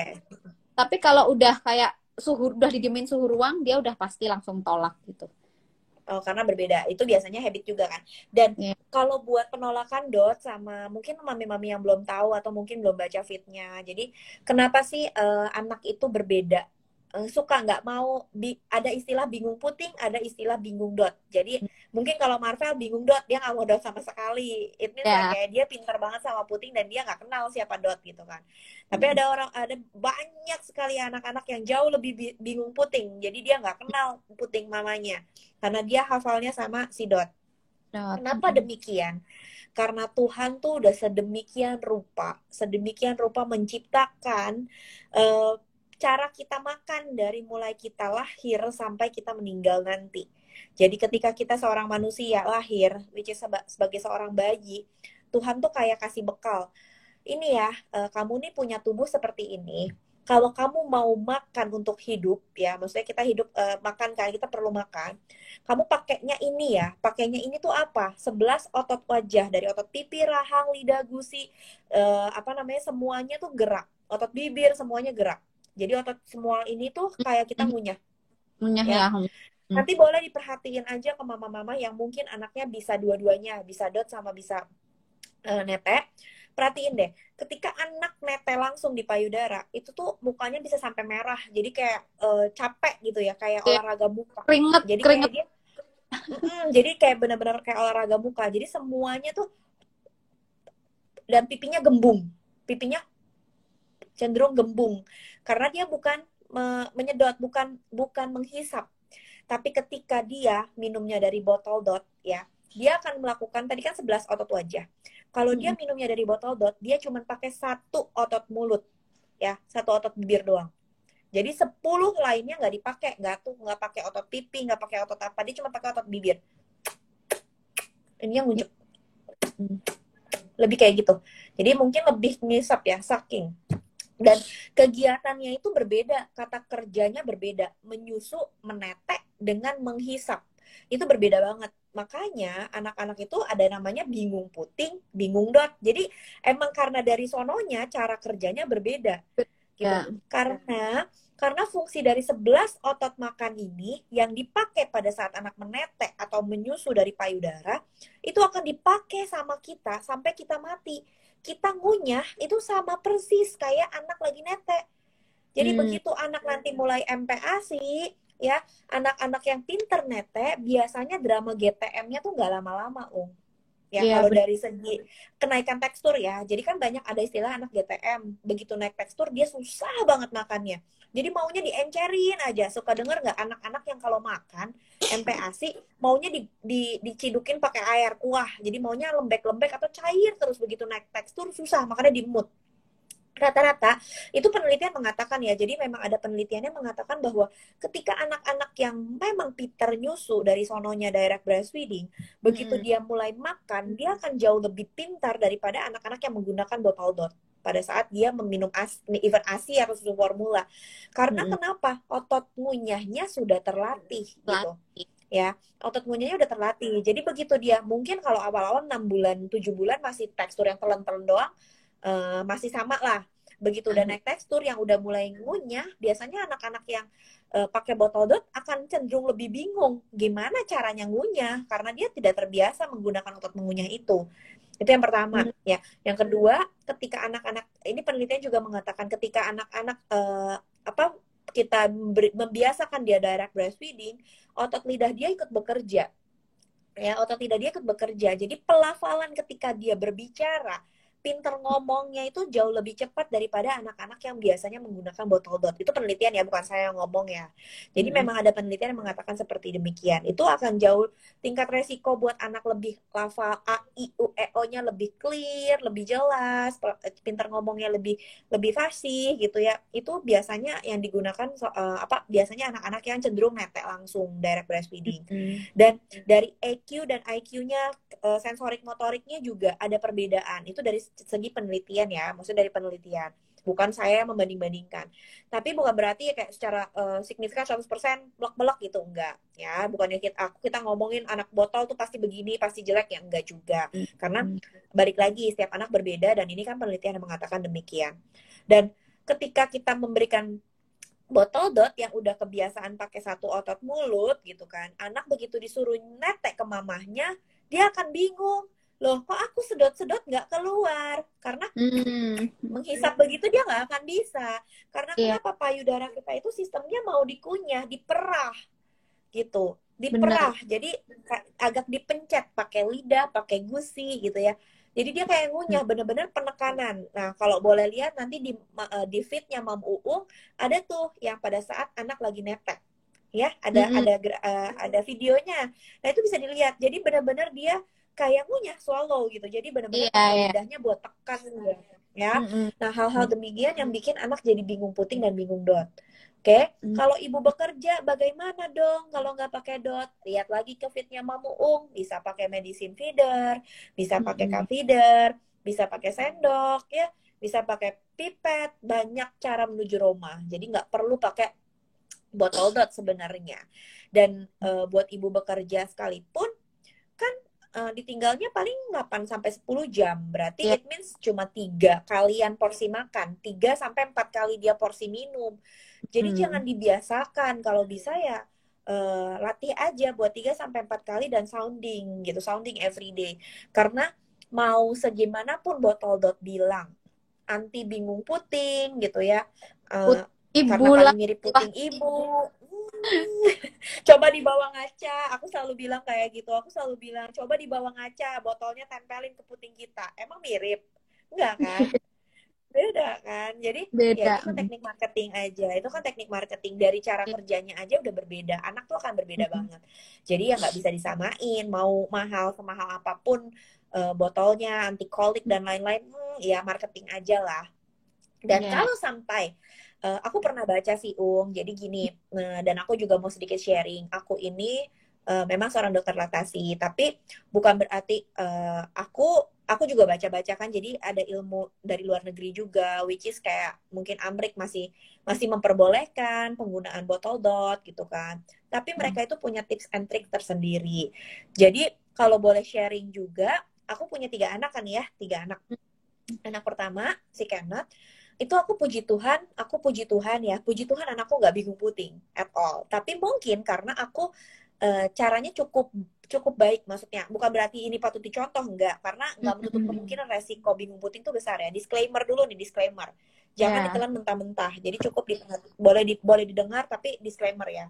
Aku mau bilang bahwa ketika aku punya anak Kenneth, aku ini kerja rumah sakit itu jaga di rumah sakit. Jadi which is yang aku jaga pagi, jaga malam, ditinggalin lah agak lama, 8 sampai 12 jam. Selama ninggalin anak, aku menggunakannya itu berarti aku menggunakan botol dot waktu anak pertama, karena aku bukan dokter laktasi. Aku belum pernah paham sama sekali, aku masih ibu-ibu bodoh gitu ya. Aku masih ibu-ibu bodoh yang ibu-ibu awam. Meskipun aku seorang dokter, tapi aku nggak paham soal ASI sama sekali anak pertama. Aku baru belajar soal ASI itu tahun 2017, which is anakku udah 1,5 tahun. Nah, jadi waktu anakku yang pertama ini selama 1,5 tahun, aku berdasarkan otak awam aja gitu, ibu-ibu keras kepala aja sebenarnya kayak gitu. Nah, aku netein full total, bener-bener DBF DBF-nya. Tapi karena ketika aku kerja, aku udah abis lahiran, cutinya selesai, aku internship, terus kerja di rumah sakit, aku ninggalin anakku. Aku ada suster, ada helper. Susterku pakein botol. Dan selama aku di rumah, aku full direct breastfeeding before aku kerja ya. Dan ketika aku udah mulai bekerja, aku 2 minggu before-nya itu memang aku ngajarin dia pakai botol. Tapi pemberiannya itu nggak lebih dari 3 kali dalam sehari. Nggak lebih dari 3 sampai 4 kali dalam sehari. Dan ketika aku pulang kerja, aku pulang dari rumah sakit, aku full total, mau malam kayak subuh, anak tidur netek nempel. Jadi nggak ada pakai botol-botol lagi selama aku udah di rumah.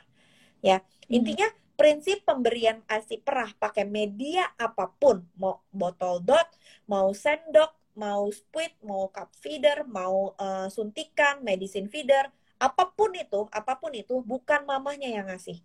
Benar-benar pemberian media ASI perah atau pemberian ASI perah itu nggak boleh ada mamanya. Ya, kenapa? Karena anggapannya kita memberikan ASI perah atau ketika anaknya nggak bisa nyusu sama kita gitu kan. Itu buat orang-orang yang direct breastfeedingnya juga ya, bukan beda loh. Pokoknya ini bukan buat orang epping biasanya gitu kan. Karena ibu menyusui itu kan akan bingung kan ketika dia lagi mandi, anaknya mau dikasih pakai apa? Tetenya kan lagi mandi gitu, maksudnya kayak lagi mandi atau lagi pergi gitu kan. Nah, pemberian mediasi pra itu nggak boleh ada mamanya. Dan nggak boleh mamanya yang gendong, ngasihin, atau nyendokin, atau mamanya yang kasihin cup feeder gitu, nggak boleh. Jadi harus orang lain yang memberikan.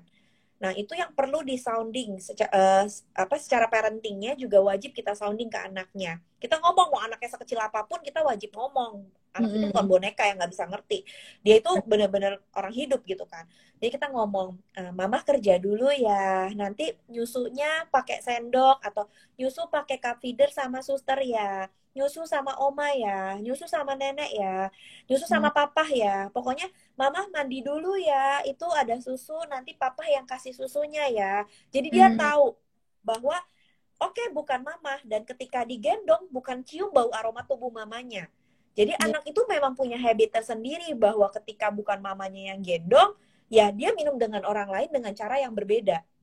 Paham ya? Jadi ada perbedaan secara signifikan bahwa ketika orang lain yang bukan mamanya gendong, oke, aku minumnya dengan cara disendokin gitu. Dengan cara ya mungkin kalau memangnya puji Tuhan nggak bingung puting, nggak bingung dot gitu, maksudnya gara-gara penggunaan dot, mungkin karena tips and trick seperti ini, karena memang aku pernah baca artikel dari luar gitu yang memang cara pemberiannya seperti itu, dan porsi hariannya itu nggak melebihi 10% dari porsi harian gitu. Jadi maksudnya dia itu ya kalau seandainya 30% porsi harian. Kalau memang dia misalnya dia 10 kali minum gitu ya, 10 kali minum dalam 24 jam, ya maksimal 3 kali yang diberikan secara ASI pra yang lain gitu. Sendok kayak, pipet kayak gitu kayak. 30% botol juga seperti itu.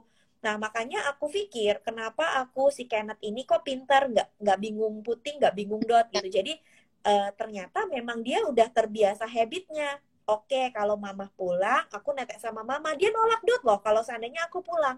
Dia nggak akan mau dikasih pakai botol kalau ada aku gitu. Jadi puji Tuhannya ngerti gitu ya. Dan memang udah punya habitnya kan, every single day aku kerja gitu kan, jadi dia tahu. Dan kalau Sabtu Minggu gitu tuh dia tahu, oh ada mama gitu, dia netek full bisa netek. Tapi dia mentok, cuman paling mentok-mentoknya kalau misalnya macet banget ya 4 kali, tapi kan neteknya 12 kali misalnya, jadi masih oke lah 30%-nya.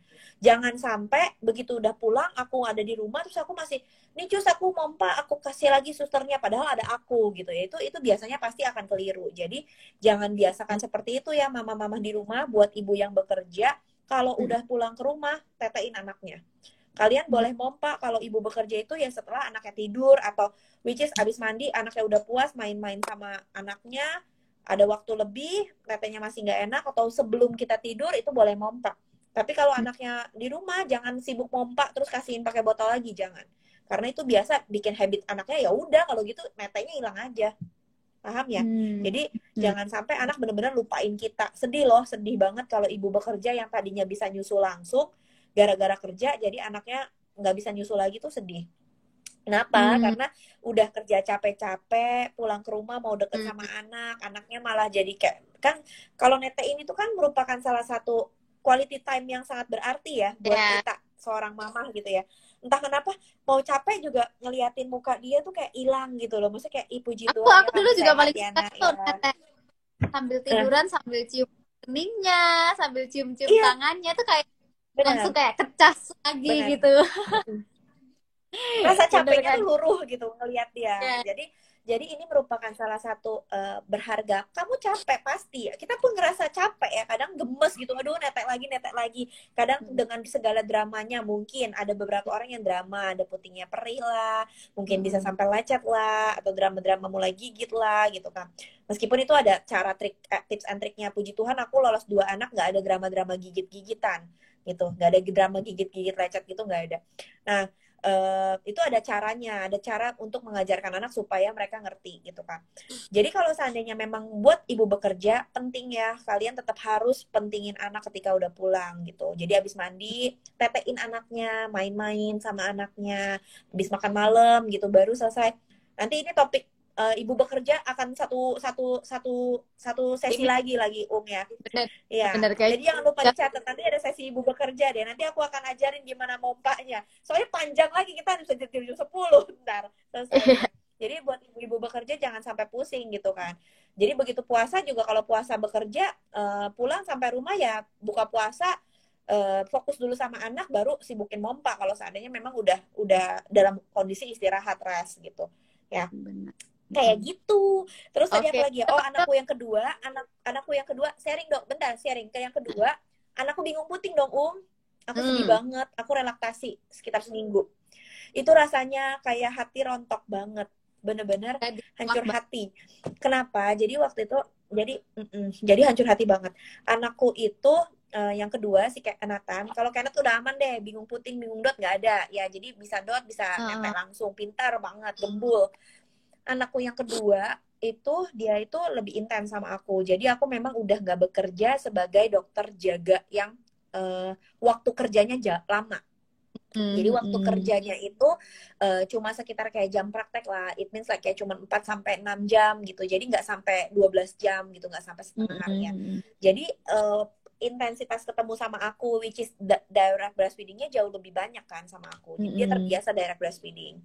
Kemudian suatu hari aku tuh aku kan ambil S2 ya, aku kan mau magister, jadi memang lagi kuliah lagi nih, mau ambil lagi S2, udah tinggal tesis. Jadi aku ini internship ke Thailand 3 hari. Ke Thailand 3 hari. Aku udah pesen dong ke rumah, udah pesen sama orang rumah. It means like kayak aku 3 hari benar-benar ninggalin Nathan gitu kan. Aku bilang, itu ada ASI perah ya, kalian pakai sebisa mungkin jangan pakai dot gitu kan. Ya, mbakku pinter lah pakai sendok segala macam. Tapi bapaknya itu nggak mau repot. Suamiku ini kalau seandainya kayak udah kan ada jam-jamnya, kayak maksudnya ya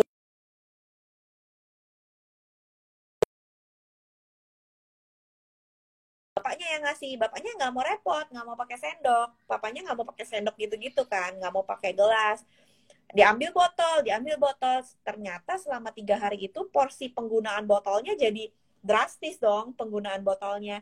Aku pulang udah lagi kangen banget gitu sama anak gitu kan, mau netein, anaknya nolak netek. Oh my goodness, aku sedih nangis sampai benar-benar yang hancur hati, kayak orang ditolak, kayak Aku orang pernah tuh ditolak dok, putus aku cinta, tau nggak? mau netes terus nolak, Aduh, nangis itu aku sampai stres loh itu. aduh. Itu rasanya, aku tuh kayak, oh my goodness, langsung langsung naik pita, langsung ini diapain di rumah gitu kan. Aku bilang kan, ya ampun, itu benar-benar since that day aku kayak, oke, begini toh rasanya bingung bingung puting tuh, sakit hati banget. Dari hari itu 3 hari aku benar-benar sampai yang namanya aku netein sambil pakai pipet, karena kan nggak keluar kan asinya, maksudnya kayak dia nggak mau nyedot gitu kan. Sampai aku pancing dari puting tuh, aku sedotin pakai pipet gitu, aku tetesin pelan-pelan, aku kasih keluar dari puting tuh, biar ada keluar ucur, biar dia tuh ngerasa seperti deres gitu kan, karena dia males gitu kan neteknya. Akhirnya ya udah, aku paksain. Tunggu bentar, Tiana. Abis Tiana memanggil. Ya, abis tuh aku tuh sekitar 3 hari baru plong lagi bisa ngetek lagi. Itu langsung aku bilang, nggak ada lagi ya, temuin botol ya, nggak ada. Aku udah kayak, itu aku udah jadi dokter laktasi, beneran. Aku tuh sakit hati luar biasa. Aku udah jadi dokter laktasi waktu itu. Jadi kayak, oh my goodness, aku tuh udah kayak, Kesel banget rasanya. Jadi jangan sampai kayak gitu kejadian. Karena ketika porsinya naik, wah udah begitu anak apal, udah deh bablas. Karena penggunaan dot itu begitu mengenakan buat mereka. Kecep-kecep ngucur, kecep-kecep ngucur. Jadi gampang banget buat nolak resiko nolak puting tuh gampang banget. Resiko bingung puting itu 99% bisa terjadi. 95 sampai 99% bisa terjadi kalau ada penggunaan dot. Signifikan ya. Jadi benar-benar penting banget buat dicamkan gitu. Jadi kalau seandainya nanti apalagi sekarang baru lahiran nih ada Mam Ica Amoy, anak pertama sempat dingput, anak kedua habis cuti lahiran mau full DBF, nanti jadi jangan dingput. Pokoknya porsiannya benar-benar harus dijaga sebisa mungkin, jangan pakai botol dot gitu. Benar-benar itu poin banget penting ya. Aku sih pesannya itu terus gitu. Jadi jauhi dot sebisa mungkin. Ya, paling kayak gitu sih. Terus apalagi ada titipan pertanyaan nggak? Kita udah makin malam. Gak berasa ya. Ini Aku kayaknya bawel, kita maafin, aku bawel. lanjut next nih. Iya ya, siap dengan senang hati. Aku kan masih cuti. Udah jamnya bobo. Oh iya, aku juga sama. Aku udah panggilan. Yuk, mama-mama, nanti stay tune terus di IG-nya Mam Uung. Jangan sampai unfollow, itu bahaya banget. Kalau unfollow, kalian ketinggalan berita banyak nanti. Ya, jadi tetap follow Mam Uung. Kalau ya mau follow aku silakan dengan senang hati. Iya, kalau mau follow aku silakan ya. Pokoknya sebisa mungkin aku akan bantu banget. Aku masih cuti lahiran, kamu mau panggil aku nge-live sok silakan. Aku jadi nggak aku tetap bisa nemenin kamu. Kalau misalnya next week, 2 weeks again, ya boleh panggil aja. Kita bikin sesi mungkin working mom, lain-lain. Coba aja di Q&A gitu. Mau topik apa nih gitu ya. Aku welcome banget. Semuanya kan relate sih sebenarnya, relate dari basicnya, dari sampai panjangnya itu akan nyambung gitu. Jadi mungkin buat yang beda topik juga pasti buat nambah ilmu kalian juga gitu. Semoga aku juga yang sebetulnya belajar lagi. Iya, aku juga tetap belajar kok, belajar terus. Jadi kadang aku juga kan terus-terusan gitu kan, dari fit apa segala macam, tetap harus maksudnya ngasah ilmu tuh penting lah, nggak harus update gitu. Jadi mungkin aku pernah keliru, aku akan update gitu. Maksudnya aku bisa mungkin akan cari ilmu terus gitu ya. Nah, maaf banget sekali lagi kalau aku tadi mungkin ada salah pelafalan baca hadis atau mungkin pelafalan cara ngomong dari segi agamisnya, agamanya gitu ya. Aku mohon maaf ya, tapi mungkin maksudnya kalian ngerti lah, paham lah. Jadi untuk puasa, balik lagi nih ke topik ya. Untuk puasa, boleh banget puasa, tapi disesuaikan dengan kondisi masing-masing. Oke? Ya, kayak gitu. Yang ini loh, Dok. Banyak yang... Dok, kayaknya benar ya, Fong Meica biasa ya, Dok ya? Iya, benar. Fong Meica biasa. Ya, ini udah aku sematkan ya Instagramnya Dokter Fong Meica. Iya, boleh. Silakan di follow-follow. Kalau aku lama baca DM, aku nggak bales DM, kalian pok di komen feed juga boleh atau apa, nanti coba aja. Aku siapa tahu kebaca. Soalnya bukan apa-apa, itu kan notifnya banyak banget. Jadi aku ya maaf lah kalau suka ke-skip. Kalian boleh banget ya. Boleh banget tanya ke tim konsultannya Mam Uung. Mereka kan banyak ada tim konsultasi 24 jam. Mereka itu akan nanya kok ke aku. Jadi kalau memangnya biasanya mereka nggak paham harus jawab apa dari segi medis, mereka akan tanya aku. Jadi kalian welcome banget buat tanya ke timnya Mam Uung. Itu 24 jam. Mereka aduh baik banget deh, Mam Uung tuh buat kalian banget. Kalian nitip tanya dong ke Dokter Fong Meica gitu kan. Aku ada pertanyaan ini, mungkin case-nya lain daripada yang lain. Nanti mereka akan tanya gitu. Mereka akan bantu kalian buat jawab. Dan apa yang mereka tanya, apa yang mereka jawabin itu mereka juga berilmu kok. Maksudnya aku juga tahu mereka itu ilmunya kayak gimana. Kalau memang ada yang keliru dan biasanya aku bantu buat ngebenerin, pasti bukan ngebenerin, maksudnya aku bantu memberikan, oh ini loh sebenarnya sekarang update-annya ini, atau sebenarnya seperti ini. Mereka juga tahu gitu. Aku akan memberikan informasi itu gitu. Jadi kalian nggak usah takut bahwa tim konsultasinya Mam Uung itu akan menyesatkan, nggak sama sekali ya. Jadi kalian terbantu banget, oke? Lebih kayak gitu. Terus semoga live ini berguna buat semuanya, mau baik yang puasa atau tidak. Semoga jadi nambah ilmu kalian. Kalau kalian merasa ini baik untuk di-share, silakan di-share. Nanti di-save ya. Di-save dan di-share juga di IGTV. Jadi kalian bisa share tuh story kalian. Itu kalian sharing is caring. Jadi sama-sama buat bantu. Kalau kalian dengar, kalian bisa bantu lagi orang lebih banyak gitu. Ya, mungkin itu aja sih pesan dari aku. Selamat malam. Thank you, Un. I love you. Bye-bye. Yeah, thank you. God bless ya semuanya. Mat bobo. Mat istirahat. Puas-puasin makan 1 minggu. Biar puasanya nanti enak. Udah gak ngidam. Ada cadangan lemaknya ya. Iya, jangan kayak aku makannya ciapo terus ini. Aduh, udah berapa? Udah 21 hari belum keramas. Oh my goodness. Pusing. Aku udah pusing. Ini masih kumal banget 1 bulanan baru bisa makan sedikit lebih enak. Ya. Iya, sabar dong. Sampai ketemu Oke, bye-bye. Iya, makanya. Dah. Good night. I love you all.